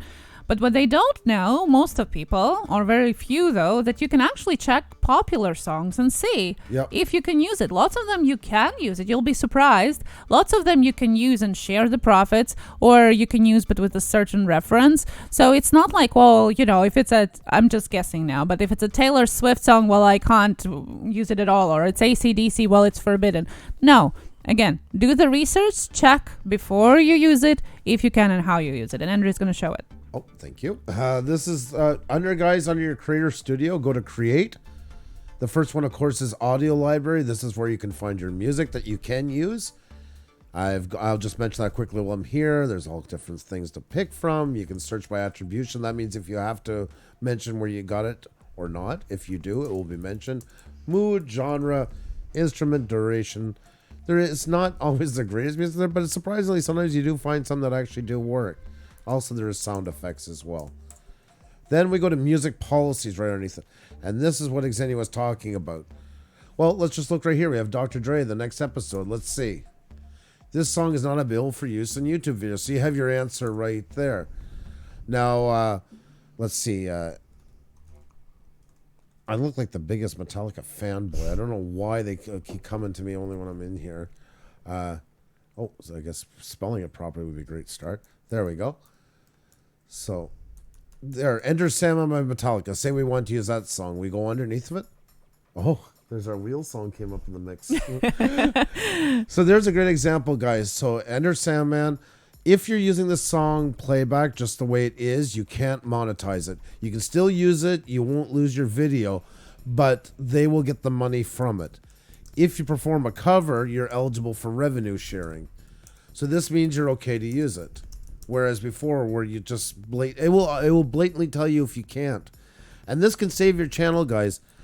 Myself personally, I stay as far away from popular music as humanly possible. Don't get me wrong, I would love to use it, but I just worry sometimes they might change their status with it, and all of a sudden it's not available anymore. So I don't know. But if you're going to, definitely check here. This could really save your channel, guys. I'm not kidding. It's an invaluable tool to have at your fingertips. I wanted to use a song by Iron Maiden, Wasting Years. Iron Maiden, I know already, and I was sure enough, they don't let anything go out. So as much as I would like to use it in something, I just can't. So please, please, please, I'm begging you, if you ever decide to use any kind of popular music, take the 2 minutes and go there and check first. It is so easy to find, and it could save your channel. Just for Games, right back at you. You're amazing too, but thank you so much. Welcome, John. How are you? we're taking questions, and everybody in the chat is helping each other, and we're just doing our famous whole hangout and discussing everything YouTube. So great to have you here. And then the question? No, just saying hi to everybody just coming in. And Jose back was saying, I was found so many amazing, audio tracks in the library. Yep. Yeah, Anima Flex was saying never knew that existed. Yeah, it's a hidden secret. It's hidden secret, but it's so useful. So if you guys keep having questions, please shoot them in the chat. Don't forget to check out our featured music by MU. Music another for your place to videos. find music. Yes, exactly. If you're looking for original music, copyright free. Well, it is copyright, but you can use it with a reference, and it's free. Yes. Go over to free music, music by MU. It's our choice of music for season 2 of Live with Puša. Idiot of the day. Hello. Hey, how are you? Welcome back. Grant McIntosh. Thank you so much. Just wanted to mention, you guys, if you can give a hug to a like button and share this out, we really would appreciate. And guys, please don't forget to come back and comment on the video. We really, really appreciate. It does help with interaction on our videos, which is also important for everybody. If you can spare just a minute of your time and leave a comment of maybe what you learned, or if you have any more questions or suggestions on what other subjects we should cover and choose a tech talk or guests we should see on our interviews, just leave please a comment under the videos. We would really, really appreciate that. Zero Fox, Given Off Road. How are you? Nice to see you here. Yes, you can definitely always come back and see it. We have covered different subjects, and a couple of things have been doubled and tripled up because there's some topics that are very popular, like tags, thumbnails, and music. I think is 3 top ones, and we have covered some of them even with a small mini tutorials during the live stream on our Tuesday Tech Talk playlist. So you can go on our playlist and check out our Tuesday Tech Talk. There's lots of information out there as well. We have Pauline Newman says, I picked up the book YouTuber Secrets by Sean Cannell and Benji Travis. Yep. Is a great read. Highly recommended. Definitely. That's awesome. been making its realms to the big YouTubers as well. Yes, everybody's reading it, I think. If anybody would be asking what is YouTuber, what is your book you're reading now for creators, it definitely would be that. Yes, thank you for mentioning that. There's a lot of information out there and a lot of resources. What I wanted to highlight, kind of make sure where your resource comes from, okay? Because there's lots of information there, and some of it might be conflicting sometimes. So make sure that your resource is trustable with their own experience on YouTube and what they are doing with their channel, because you can easily see it just by going through their channel and what they do if they are doing the things that they're suggesting you to do, and also try to see the original sources, like YouTube itself. YouTube Creator Academy actually has a lot of resources. You can go through the whole learning path through every little bit of what is YouTube about, and that will answer a lot of questions for you as well. April is still without power. I feel so bad for you. I understand. And thank you for sending the tweet yesterday. Yes. My main question is right away, are you safe? I know it's just the power, but it's like, I feel so bad. Thanks. Thanks, MU. Thank you so much. Thank you. And guys, if you are supporting each other in the chat, don't forget to leave a comment in the videos as well to let people know that you're actually supporting them, because oftentimes we don't have notifications, our emails fail us, and we don't see who is actually supporting us. The best way is to leave a comment on the video. Lolly's here. Lolly, hey, how are you? Nice Dima. to see you. Hello. I love having you. Thank you so much, Brian Unbox. Awesome. Thank you so much. Mystic Angel Christina, how are you? It's always great to have you here. We're talking everything YouTube, guys, tonight. You guys have any questions, thumbnails, shooting video, editing, tags? We can revisit stuff. We can cut in other parts. Yeah. The floor's open, guys. So far we have talked a lot about tags, hashtags, touched up on thumbnails, a few other questions. At the end of the stream, I'm gonna quickly do a random thumbnail for one of you guys out there, just to show how to use Canva, a very easy and 5-minute thumbnail. But at the end of this stream, so hang around. There's a question from Steve O.D.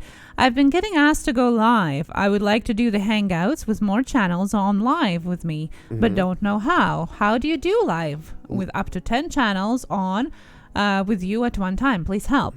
Live with Google Hangouts, you're just going to go in, you're going to set up, I wonder. Yeah. I'm just worried if I can't because it won't let me into it right now. Yeah. It'll block me off. Basically, you're going to go up and you're going to go under simple, the simple setup. Oh my God, I wish I could show it. And I'm trying to think if there's any way to. You can show how to set up the event and just don't set it up. Yeah, but I don't even know if it will let me fully through there. That's what I'm wondering. I'm going to check and see. Just give me a sec. I'll try and see if I can do it first. We used Hangouts all through our season 1 with all of our guests. That's exactly what we're using. We just recently started using OBS and tried Zoom yesterday for the first time. So Hangouts is really easy actually to use once you start using it. Yeah. It's very, very easy. All you have to do is just set, instead of going live right away with a little camera icon that YouTube has enabled lately, you actually set up event prior of it happening or prior of it starting. And I think you can do it because you can set up multiple of them. Yeah. Yeah. Okay. But I can't play with the settings because then it'll mess up for OBS. No, just show where it is. Okay. Yeah, so you go to your Creator Studio and you find... I'll share it with them. So Andrew's going to show where to find it. There we go. So you go under events, and we're live right now. So you would go here to new live event. And from here, you're going to go to quick. It's automatically doing that for us right now because we're already under the custom one, which means when you're using OBS. So you definitely want quick, and it says right beside it Google Hangouts. And literally here, you just type in your title. You put in your time that you're starting. Please remember to, oh God, I hate this feature. Please remember to set the proper time zone because it defaults for us to St. John's, Newfoundland because it's the first one in Canada. It's driving me crazy. And I don't know why lately it's going back that way. It wasn't for a while and now it seems to be common. So that once that's in, you have your title, you put your description. You see ours is already in here. We have it set up so it comes up every time. And then your hashtags, whatever you're going to put in, you'd usually put in for your live streams. You'll optimize those the way you want. You're allowed, of course, the same as videos, up to 500 characters. And from there, you're going to hit go live. No. See, that's what I'm trying to remember right now because this is a bit different. It's not go live. But make sure this is on public as well. So you have public, unlisted, and private, the same as your videos. Make sure it's on public. And you set it up and then it hangs in there till you decide to go on. And then you use Google Hangouts where you create your account there to log into it. Sorry, because it was set for now by default. So yeah, just change your time. And then you can hit create event and then it's going to be there. Then it's going to save it. And when you go back to here, it's going to be sitting and you're going to have one live control room and I'm trying to remember them. Yeah, it's just going to be go live. Go live, yeah. It will automatically go into Hangouts. And it's going to open, you're going to come up, and then you're going to be in like a sitting room, and then you got to go live from there. Mm-hmm. But once you're in there, there's a plus sign with a person. It's either at the top. It's just been so long since I've done it, and it's hard to visualize. But it's at the top, I think, by default. Invite is at the top middle, yes. You click on that, it's going to give you a link. And that link, all you have to do is just send it to them through Twitter. Do not post. Guys, anybody who ever does a live stream, never, ever, ever, ever post the host link in the chat. You want a great way for trolls to come in and take over your channel? It's probably the easiest way for them to do it. Don't ever put it public. DM it to somebody through Twitter, through Facebook, email, whatever you have to do. Never, ever. There's people who've lost their channels from doing that. Because somebody's got a hold of it, a troll, they've jumped on, that person's gone to get a drink of water, and when they come back, they've had 3 to 5 minutes of copyright-free music playing, plus a bit of porn, just to settle it all off. and the next thing you know, they got copyright strikes and community strikes. So please, I'm begging you, never ever put it in the chat. It's can be channel suicide, for lack of a better term. So just to sum up, you need an account with the Hangouts, or even if you just have it in the Google signed in already, it's gonna go into it automatically. And the main difference between going on Hangouts or just going live is just that you have to set up an event prior. If you go live with the button or the camera button on top of your YouTube screen, you can't use Hangouts. It just directly goes into the live stream, and you can't invite anybody. So if you're planning on inviting, then use a setup event for that. If you have any questions, there's always tons of videos on YouTube where you have step-by-step tutorials of how to set things up and how to do that. So if you're looking into more detailed description of how to do it, then definitely can check it out. It is a search engine as well. There was a good point. Fury, it is, and we've seen it happen. It does happen. Yeah. It's not a myth. This is not a scare tactic. This is the honest God's truth. Oh yeah, it had happened to our friends, and yeah.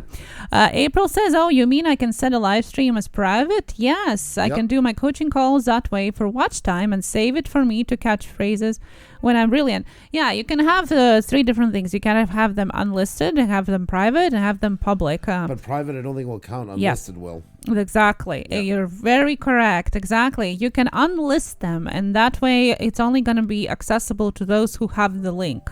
Yeah. Private ones are basically locked into your account, so nobody has access to them. If you want to share them with your clients, I would suggest having them in unlisted category. It will still count your hours, and that way you can do the private one-on-one calls if you like. And there's also a question about editing. That's a question for you, Andrew. Sure. What tips do you have for shortening editing time? Ask Questions is saying, I spent 4+ hours editing 30 minutes of raw footage. That's not sustainable in my mind. Yeah, it's a bit of a tricky one. For myself, and I mean, everybody's got to find their own way to do it. Usually how I start is, because I do a lot towards music, is I'll sit down, I'll lay out the track that I'm using, and then, what do you want, son? Yeah. And we'll, what I like doing is I'll start tapping my finger, and I'll use M because I'm using Adobe Premiere. That's the marker button, that drops the markers on the timeline. So say the beat is like, dun, dun, dun, dun, dun, dun, dun. I'm doing that with my finger, and I start playing the song. Once I got it in my head a couple of times, then I'll play it, and I'm going to put my finger down. I'm going to start tapping that M button to the beat. Now, it won't be dead on, but it's quite close. And I'll be like, dun dun dun dun dun dun dun, or I'll pitch, the points. So like, dun dun dun dun, and I'll literally do that through the whole song. And if I get on to another part where it speeds up, like, if I want that to be done like that for the ending, I'll be like, I know this sounds kind of crazy, but when you're done, you have a whole line of markers out already. And you already have a good idea what's going to fit, what will fit within the space you need. So I can then start setting my shots. I lay them up like offset. So I use 2 tracks to start, minimum. And I'll put one down and the next track on top. And I'll just start rough cutting. It's not going to be perfect, but just taking the parts that I want out, making sure it's fitting within there. And then start moving around. I always start linear. I might change it after. Shots might fit better in at the middle that were at the beginning. But I like to start linear. First, another thing you could do, I find it a bit long. Sometimes you can watch them each through and start deleting the ones you don't like. I kind of do that on the fly as I'm going through. So I'm like laying them down. Okay, yeah, this is the track I'm going to keep. And I'm deleting the other 2 that were out of there. They're no good. They're too fuzzy, not the right turn, too jittery, what have you. And that's, I think, right away, I find is my way of kind of trying to streamline that. But nothing's perfect, and everybody's got to kind of find their own route to do it. So I don't know I hope that helps you some. I just wanted to add to it that one of the best tidbits of how to improve your editing speed, and it was said about photography, but I think it applies to everything. Andrew kind of touched to it too, is that instead of getting rid of the stuff that you don't like, pick the stuff that you like. Yeah, that's right. It saves time, and it's so much easier to flag as picked than to trying to, I'm going to just delete, because it's always harder to make a decision on what you want to delete. So just pick the ones that you want to use and delete the rest. Yeah, most people, just as a side note, and I think this happens a lot in photography too, as it does in videography. Another part about that, why to do it, because if not, I find people spend too much time moping over the shots that didn't turn out instead of working with what they got. Exactly. They're looking at, I wish I had been a little higher. Why does that, not that they're whiners. It's just, it's understandably disappointed. I get really disappointed and stuff like that. So that's why I just don't want it around, because I don't want to bring down my mood, because then I really slow down, and then I procrastinate, and then I just end up walking away from it. So I definitely feel the best way is to do that. Work on your best. Don't worry about the other ones. And I always keep them long. Sometimes in programs you can shorten them down and delete the cutoff for space. If you have the space, keep them, because I reuse them all the time. And by that first video, I have pretty much all the good clips from that shoot. So I don't have to worry about the other ones. They're already saved. And I can see them then at a moment's notice. Stephanie said, hey, I can't stay for long, but just wanted to show some support. Thank you so much, Stephanie. Awesome as always to see you. Steve O.D. asked, have you used the Premiere feature where you can make a video and then play it and people can chat in your chat while watching the video? I think it's something new, well, to me at least. Yeah. The Premiere feature has been rolling out to more and more people. Right now, it is more to the people that has 50,000 subscribers and more, and to random other creators. So it's not available to everybody yet. It's not available to us yet. I think it's a great feature. I think it kind of gives 2-in-1. It gives ability for people who do just edited videos to have them kind of in a live mode and actually get people's reaction while it's on there. I wouldn't be using it for every video if you post it, but I definitely think it's a great feature. It's like they do with movie premieres. It's going to give that feel to it. So, and it's YouTube is finally catching up and realizing just how much, and live streams, as a side note, are the fastest growing segment in YouTube. Thank the Adpocalypse partly for that one. But now that's the next step, is to take it into that area and tie it in with the viewer and the creator being able to exchange comments while it's playing. Be a student of your craft. Learn the business of being a content creator. Bookmark and read YouTube help you in your help you in your free time. You must have a basic understanding to be able to build. Yes. So true, Pauline. Yes. So true. I mean, the amount of information like we are reading through and watching through the week just about YouTube, not watching the content. I'm not even talking about that of creators, but actually understanding it. It's just like any other business. You want to understand it in order to try to grow on it, for sure. And there are so many great, amazing resources, guys, out there. YouTube itself has numerous profiles on Twitter. It has a couple of channels like Creators Insider. There's a couple of really, knowledgeable and respectful creators that are talking about YouTube. So it's definitely lots of information there. And if you want to know the basics, once again, people, I think, downgrade a lot of Creators Academy that is available through YouTube, which actually shows you step by step everything about it. Excuse me. So you not only can search for things that you don't know about, but you can slowly try and go through it, almost like kind of learning the bits and pieces about YouTube. Definitely. If you want to be on this platform, try to stay on top of it. It's hard to get know everything, but at least the basics, what you need for your channel. Definitely agreed, for sure. The Ranimators. Well, thank you for coming. Hey. That's why I couldn't find Premiere. Yes, there are a couple of features that they're rolling out for different channels, different counts, different times. Some are random, some are not there. Like we were mentioning, community channel is more and more available now. 1 in 5 people are getting it, but then like gaming community, all people over 1,000 is gonna get it. So it's different. I like community. I see actually Cody Warner got community tab today finally.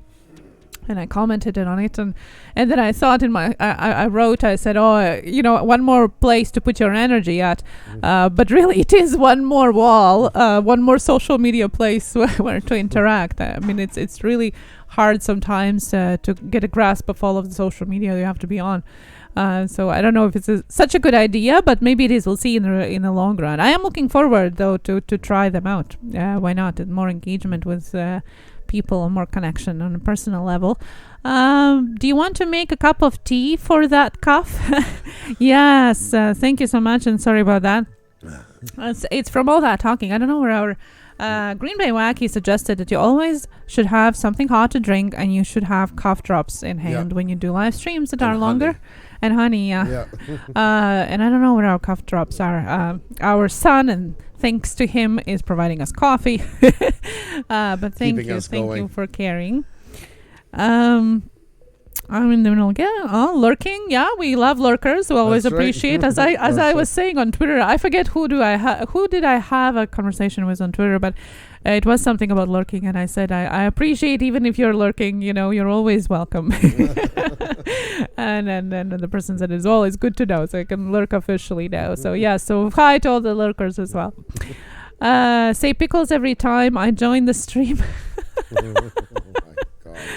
Oh my goodness. Serving from my home is lurker as well. That's great. We love that. Yes. We love that, guys. We know, guys, you're busy as well, and we appreciate you taking your precious time out of your lives, your work, and spending it with us, either watching and listening, or just listening, or tuning in for a couple minutes. We know how precious time is, so we do appreciate every little bit of it that you're spending with us. Thank you so much. Thank God you're doing the ton. I'm so sore. My arms feel like they're made out of cement tonight. I don't know what's going on. Maybe I'm coming down with something. Who knows? I hope not. Oh. You know, guys, how that Menflu is working, so. Yeah. What else do we have up, hun? Quickly, I was kind of waiting for you to evolve on this subject, but I guess not. So, singing background, herbal tea, lemon, honey, super vocal chords. Yes. Yeah, I love honey. Thank you. Special announcement. Spoke of last night. Please repeat. Yeah, I guess we'll have to do that then. If we kind of. Yeah, kind of on this. Yeah. That was my fault on that one. We were supposed to get something ready for it, but I don't know if you want to touch on to it or not. Well, yeah, I mean, we can't. You asked, we gotta answer. Right. So Right. we were trying to skip through it or swim through it. But thank you for keeping us on our toes. So no, we haven't announced it yet. So especially for you, and thank you for your question. Let me just open this for myself here so I can see. To tell you more about it. And yes, guys, yesterday I was promising a special announcement today. So thank you so much, Jima. So yes, guys, well, we were talking so much about Canva today, and we have been talking about it for a long time. And for those of you that have been with us for a while, you know that we guys have been using Canva for years now. Through photography, for social media platforms, for personal needs, for clients, for photography. When we had Your Events Iceland, I heavily relied on that in order to create social media graphics and infographics on Canva. So we've been using it for more than 4 years. I would say closer to 5 now. And it's been really helpful on YouTube as well. And we always really genuinely suggest using Canvas if you're looking for something to create your thumbnails and banner and so on. Well, guess what, guys? Couple weeks ago, we received a very exciting email. And as you see on your screens right now, we have become Canva certified creatives. That's right. And we couldn't be more excited for that. Yeah. We received an official email from Canva inviting us to be part of their community and be Canva certified creatives.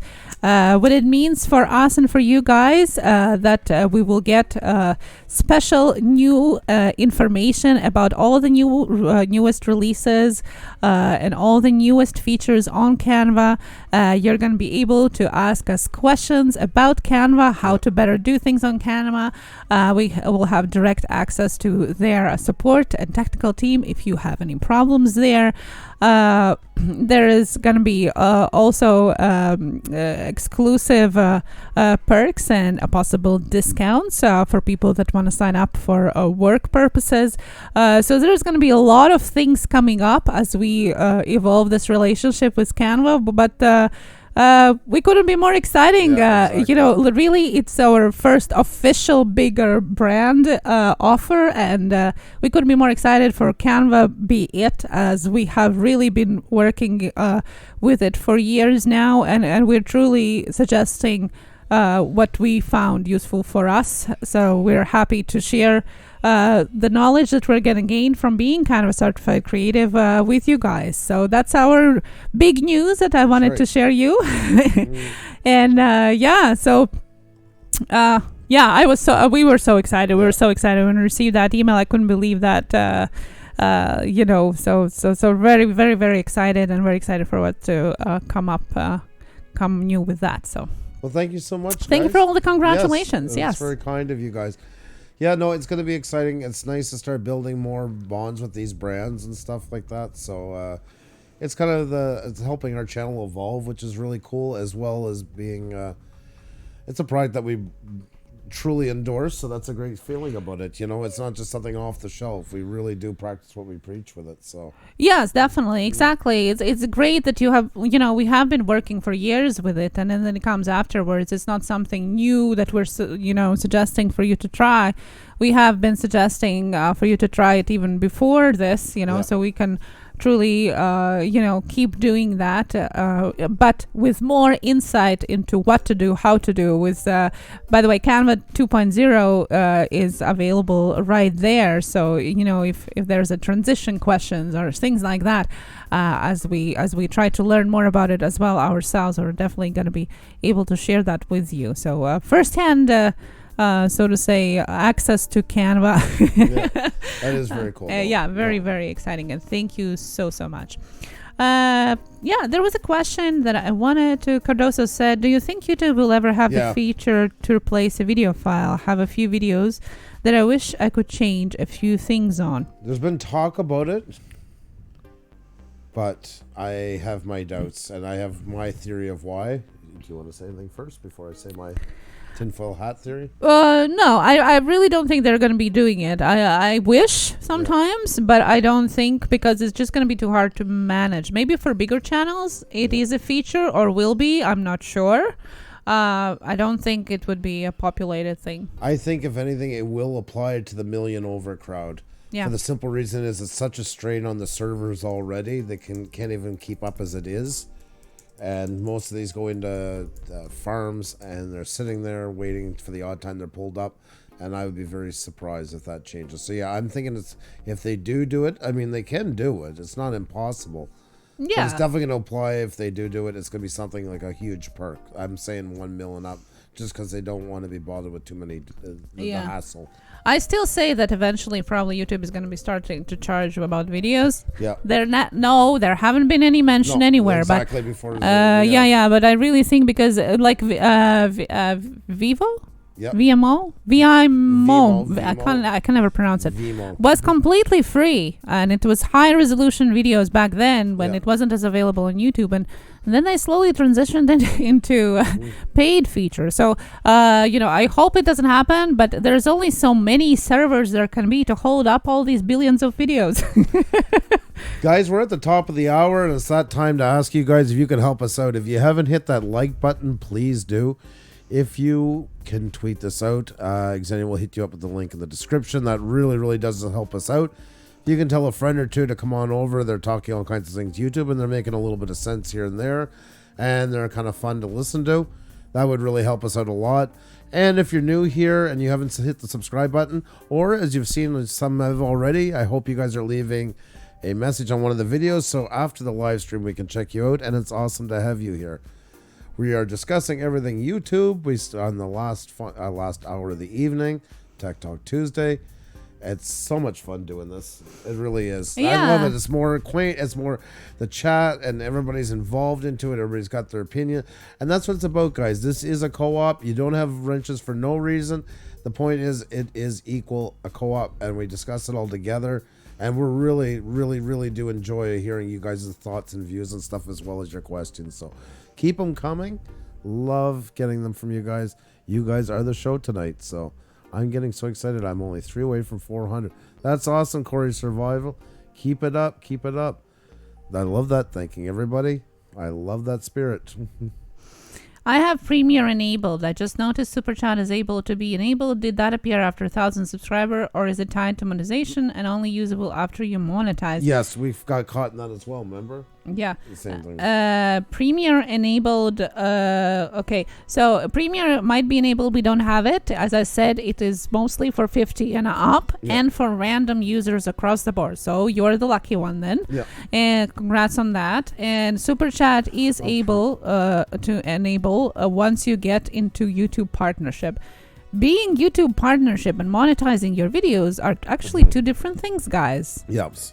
There have been lots of talk, and I have talked with numerous channels saying, well, I don't want to get monetized. When I get the hours, I'm not going to put commercials on my videos, which is fine. I mean, everybody does what they want to do, but you don't have to put on your videos the commercials if you're in a YouTube partnership program.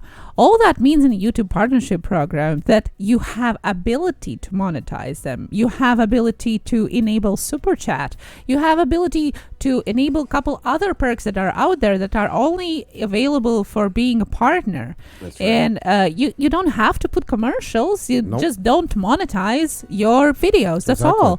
But the main thing what you get with being a YouTube partner is you get security of contact with your YouTube rep when something happens, like trolls are attacking you, you get falsely accused of something, or you delete your video by I deleted my accident. daughter's video this summer, and I wouldn't have gotten it back if it wasn't for having a rep.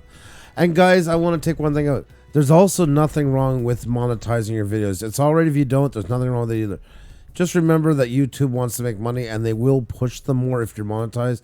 It doesn't turn you into Mr. Moneybags for monetizing your videos. I just want to take some of that stigma out because I know a few people feel that way. And once again, if you feel you really, truly weighed all the options and you don't want to, that's fine too.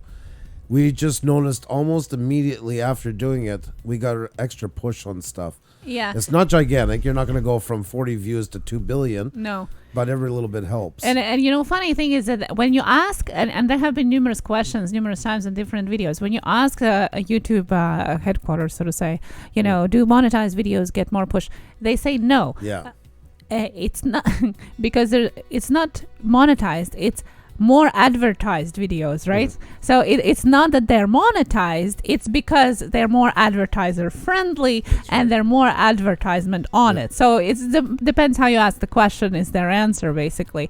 I wanted to mention too that the Super Chat, for example, if you are a non-profit organization or you decided not to put commercials on your videos, you can enable your Super Chat and completely devoted to be transferred directly to a charity of your choice that is approved by YouTube. There's a enormous list of charities, and that applies to Canada and United States as for now, and it's going to be across the board soon as well. But you can actually enable it and have it donated to the charity directly without any third party in between. So there are options. And how does that work? I don't want to say it directly. I don't think they take the cut or a smaller part. No, there's no cut. Yeah, because it's a charity. They don't take a cut for it. It's just directly money for the charity. So all the money you do, it's not the 30% lost. It all fully goes to them. So it is really an excellent option. So don't throw away right away. Well, I just don't want any of that. There's tons of options that can actually benefit you, even if you don't want commercials on your videos, Toyman, I'm getting a new computer and 4 webcams for the layout. Ooh. Wow. That's amazing. I can't wait to see that. That's really cool. That's going to be a really cool setup. I can't wait to see it. Ricky Dove, how's it going, my friend? I'm still not sure if it's Dove or Dove, but I'm sticking with Dove, so I hope I'm right. I assume he says, remember to not only click the red button, but also watch the video or visit someone's live stream. 100%, guys, and it's nice to have the numbers, but they got to count for something. And we always bring up like Ajo's example, who only had 500 subscribers at the time, but getting over 1,000 views is better than somebody who has 20,000 subscribers and getting those 1,000 views. The algorithm actually sees a lot more intense devotion to that creator. Ratio. The ratio is everything. It's so important, and do keep an eye on to it, because the more you grow, the more you got to keep people coming to see what you do. Otherwise, it's just from so if you're watching, I always say give them a chance. If you don't like what they did the first time, try another video, maybe 2. Give them a chance, and if it's not cutting you for it, you're better off. Even though they're going to lose a number for it, you're doing them a favor in that part, because then it's just going to be dead weight. If you're just going to click it and never come back, it's not helping them very much. So definitely give them a try. See, and you'll be surprised, guys. I say this time and time again. Just because you're a car channel, you see somebody who has a knitting channel, doesn't mean it's a bad channel. Doesn't, even though you're not interested into it. A, you might become interested into it. B, you might find an awesome host of that channel or editor for the video and get tips from them, learn from them. There's so many, I've seen so many things that inspired me here from places I never expected. I've found new hobbies that I'm interested into that I never thought I'd be.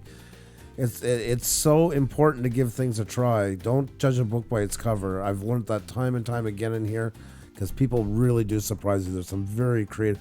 Pauline Newman's a great example of that. Yes. Pauline gets people from every point. Well, I think we do as well. And Pauline, but she specializes in something, and it's mostly like she does bags, you know. And there's people from everything. She's got everything Dooney from bags, diesel yeah. mechanics and anything in between going in there, because they like Pauline Newman, you know. So. Yes, yeah, it's funny when the metal guys are coming in while she's reviewing the Dooney bags, but they just love being family in chat. vlogs saying that anyone else getting a server. Yeah, I just tried opening up some of the channels, and I get that as well. Yeah. So just try to refresh it, and it's just the bug that YouTube sometimes I had a has. feeling that was going on tonight. You can Yeah. usually get a feeling when you look across your subscriptions and all the live streams and you see the numbers are going on. That's mostly tonight's just one of those nights. Yeah, So. they're doing so many different Yeah. changes that it's oftentimes a bug upon the bug. I feel for the people that work there. Yes. April was saying that what I've seen and might matter is for view counts that the bigger channels start their ads about 30 seconds into the video. I'm sure people don't jump out quote so fast as when an ad starts the video. Well, when you're monetized, and for those of you that are not, I'll explain that it actually suggests you the places where it's better to put your videos at. Usually it moves them to the beginning just because people mostly watch the beginning of it. If it's a video, you can customize it and throw it more further and put them further apart or whatever you want to do with them, or take them all off. That's what I was talking about, not monetizing. I would say that it depends really on your viewers, and you can see in your analytics how long your viewers are watching your videos on average. So I would say that would determine where do you put your ads. When it's live stream, a video of a live stream uploaded after, like it works for our channel, it is a little bit different since people tend to skip a lot, right? They, like, for example, on today's video, if somebody is going to be coming after the live stream watching it, they're going to be trying to find the places that they want to watch, you know, maybe about thumbnails, maybe about tags, you know. So it's all across the video. It's not the certain place of just the beginning, you know, where people are watching because the subject is so vast. So it works differently on live stream. So for us, for example, if I do remember, I try to throw them apart more so it doesn't annoy people as much. But but if you have a shorter video and it's not a live stream, I would suggest to put it more at the beginning. I don't know if to start with it depends. I really think it depends on what is your average view time. When do they skip off of the video, so to say? Check it in your analytics, and you can just rely on their automatic system too. I mean, it's there for a reason. Right. YouTube crash, yes. I know. If you guys get booted out, try to refresh it and get back in. That's unfortunately what happens every so often. Unfortunately, I don't know. Yeah, today's Tuesday, but usually Wednesdays and Saturdays are really bad for this. I don't know why. Not every time, but often. So guys, if you have any more questions, please don't be afraid to put them right in. I did promise you guys to pick somebody randomly to do a little thumbnail tutorial. We have tried this different times, couple of times on our Tuesday Tech Talk. Some of them are really funny. It depends, but and then you get just a free thumbnail. So we're going to try to do that. If you do have any questions, particularly about your about your channel or about your videos or anything really that we're discussing today, you are more than welcome to email us or to send us a message on Twitter. All the links are down below in the description. I am trying to get to you guys in an order of incoming. So don't worry, I am gonna get to you if I haven't yet. If I don't get to you in a longer period of time, don't be afraid to message me again. Just in case something happened, it got lost or something. I'm gonna try and help as much as possible. If you need any help with thumbnails, for example, or something like that. Sorry, guys, the kids were arguing over dishes. Of Yeah, course. everybody got booted out, so I'm just talking here, trying to wait for for people to come back. Wow. Yeah. So guys, you didn't miss anything. I'm just chitter-chatting here, waiting for you guys to come back. Yes, there you go. Welcome back, everybody. Okay, you got people? 'Cause Yeah. I'm not showing I'm even connected here. Yeah, I don't know. Well, I have people here. Welcome back, everyone. I don't know how much they heard or not. We were just decided that it crashed. I want to check the status Yeah. here as well. Sorry, I didn't mean to ditch you in the middle of that. I didn't know that was going on. Okay, it shows it's still streaming. Okay. Yeah, no, that's what I thought. Yeah, we were just waiting for people. I suggested everybody just refreshes it and see where it lands. I don't know. Well, that sucks. Well, guys, that's what happens when you're at the mercy of a server. I'm going to close this. I'm going to try it through here. Let's see. Yeah. And I'm just trying to establish if you guys can see anything. Okay, nomadic bag can see us. Okay, that's good. Great. Okay. Perfect. Thank you so much. Yeah. I'm going to hold up my hand, guys, just to measure the lag. Don't mind me. There. You're getting the same thing too, eh? Yeah, it just got interrupted again. Yeah. Yeah. Yeah. Well, again, if you get booted out, try to refresh it, and hopefully it will get back. What's a good way to grow your watch hours? Not have stuff like this. Watch hours. If you're doing video, try to do the 10 to 12 minute mark. I know that's long, but the big guys are all doing it because they can get 2 ads out of it. And YouTube, even though they claim they're not, they are showing preferential treatment to those ones. I made a lot of videos at the beginning that were like a minute long and stuff like that, and believe me, it hurts. I love them and I'm still proud of them, but yeah, for as far as watch time, not the best. Other than that, live stream is really key. It can help fill in those gaps very quickly. Very quickly. I mean, it depends. I shouldn't say that's it not depends very on fair. your content. Yeah. Starting live streams, be patient though, because also I hear a lot of, there's only 4 people in the chat, and why am I doing We've this? been there lots. We know all about 4 people in the chat. Or, Yeah. be respectful for those 4 people that have come to your chat, because they are spending their time being in your chat. So even if there is 1 person, be respectful. You always tell musicians, you always hear them saying, they play in the dingy bar and there's like 4 people half drunk. Like, imagine if we had to do stuff like that. We're lucky we can actually have decent people that are 4. And even there in those scenarios, those guys pour their heart out into it. And you can use that as a time to hone your skills, get comfortable with it. It has a rhythm. It's not just turning on the camera and they will come. And that's kind of a big thing that's been happening. A very, very, very big misconception. So, keep an eye on that one, in that knowing that if people aren't coming after a bit, it's time to look at what you're doing with it. And that doesn't mean you're doing a bad job. It means you're learning. And then ask the ones that are there. Maybe they can give you some constructive criticism. What did you guys enjoy, but what did you guys not like? I'm just trying to figure out the glitch here.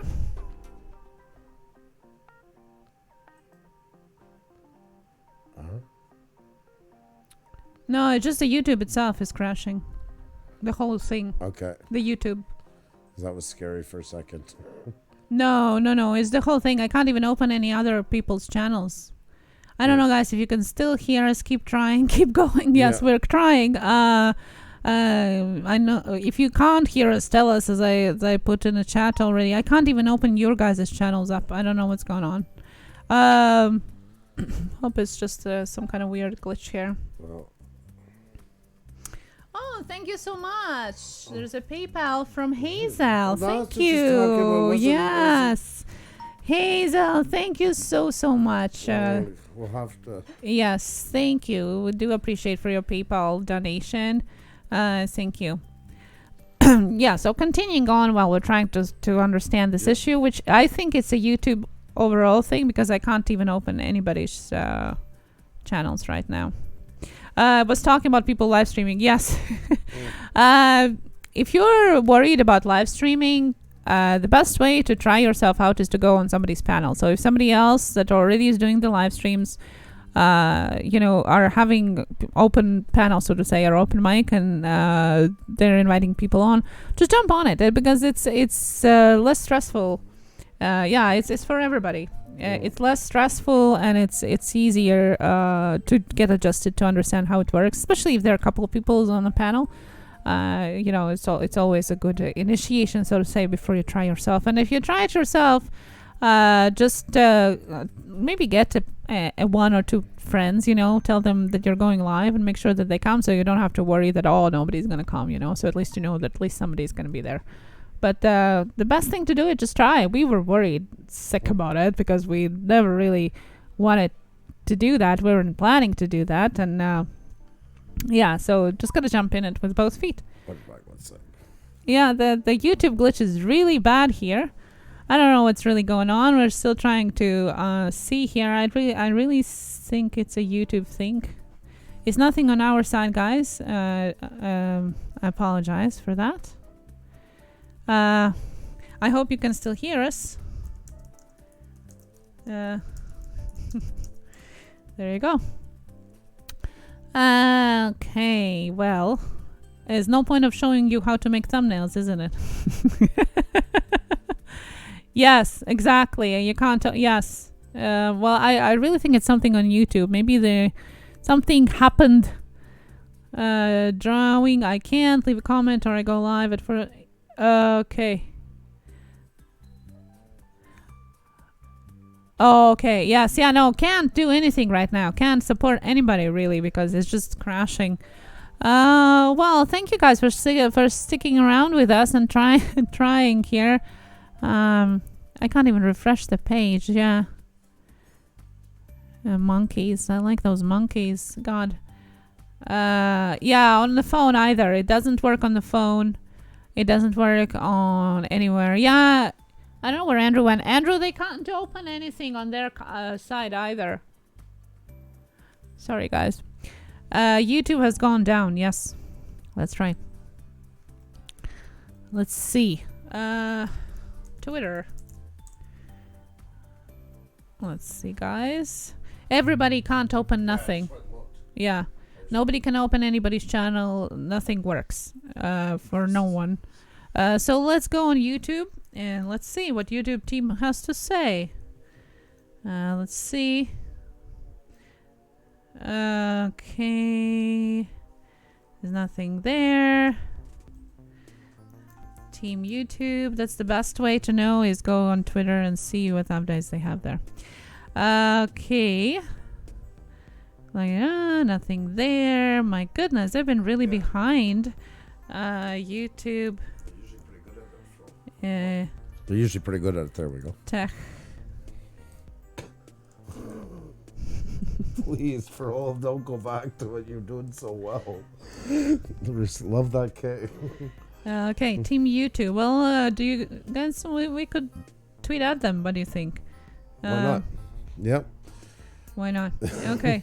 Tweet to Team YouTube. It looks like a major bug shut down. Yeah, it's not able to open anyone's channels or what else we should say. Team YouTube looks like a major bug shutdown, not able to open anyone's channels. A lot of error codes for many creators Online, right.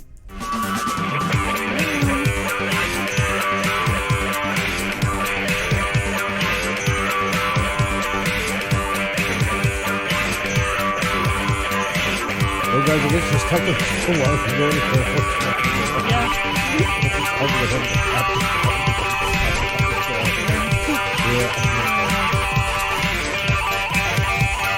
There you go. It was tweeted or see if anybody answers anything.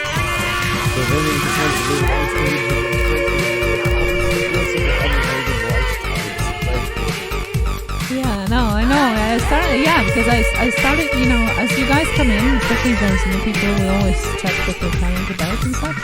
And I couldn't open it. And I thought I would use on this side, but then you guys started asking. So, shoot your questions. Anything? It's playing our start now. Yeah, it's probably have reconnected it.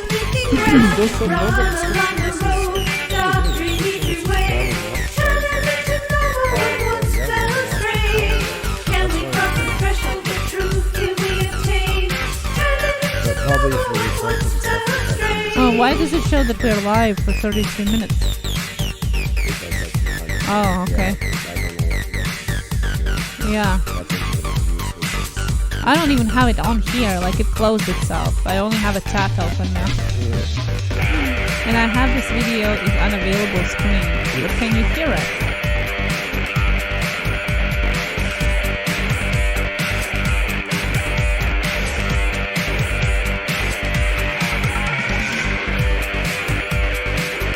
Yeah, everybody's reporting on Twitter. YouTube completely crashed. It's apparently down worldwide. Wow.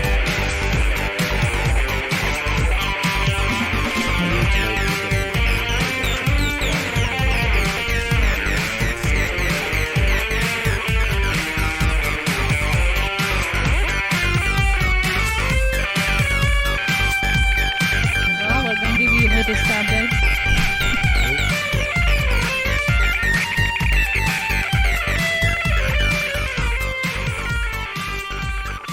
I'm just glad it didn't happen with the guest. Exactly. You know. In the sink.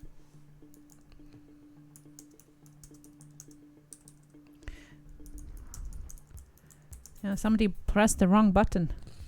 Yep. Okay. I can hear you and the music screen is there, but the start of the video. But I also hear you talking. That's so weird.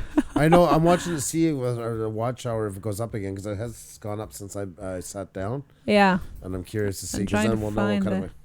the latest news on all this. Wow. Major shutdown. That's Yeah, that's crazy. Might as well bring the music up a little bit since they got nothing to watch. At least I can enjoy the music of MU Free Music. That's right, folks. MU Free Music. Yeah. Thank you so much. Let's see. I'm just keeping an eye on the latest updates here. Still nothing. Like really nobody could tweet out something. I'm still here. Well, thank you, Dia. By the way, I seen your major update on your channel before it crashed. Really like your banner. Yeah, I don't know. Team YouTube is not saying anything.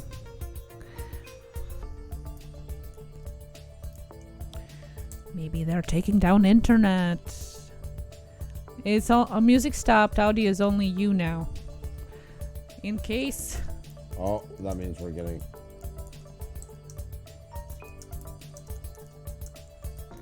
We can continue on being live on Twitter. We could go live on Twitter. Answer questions there. This is really weird. The way this is tracking on is just holding on by a thread, basically.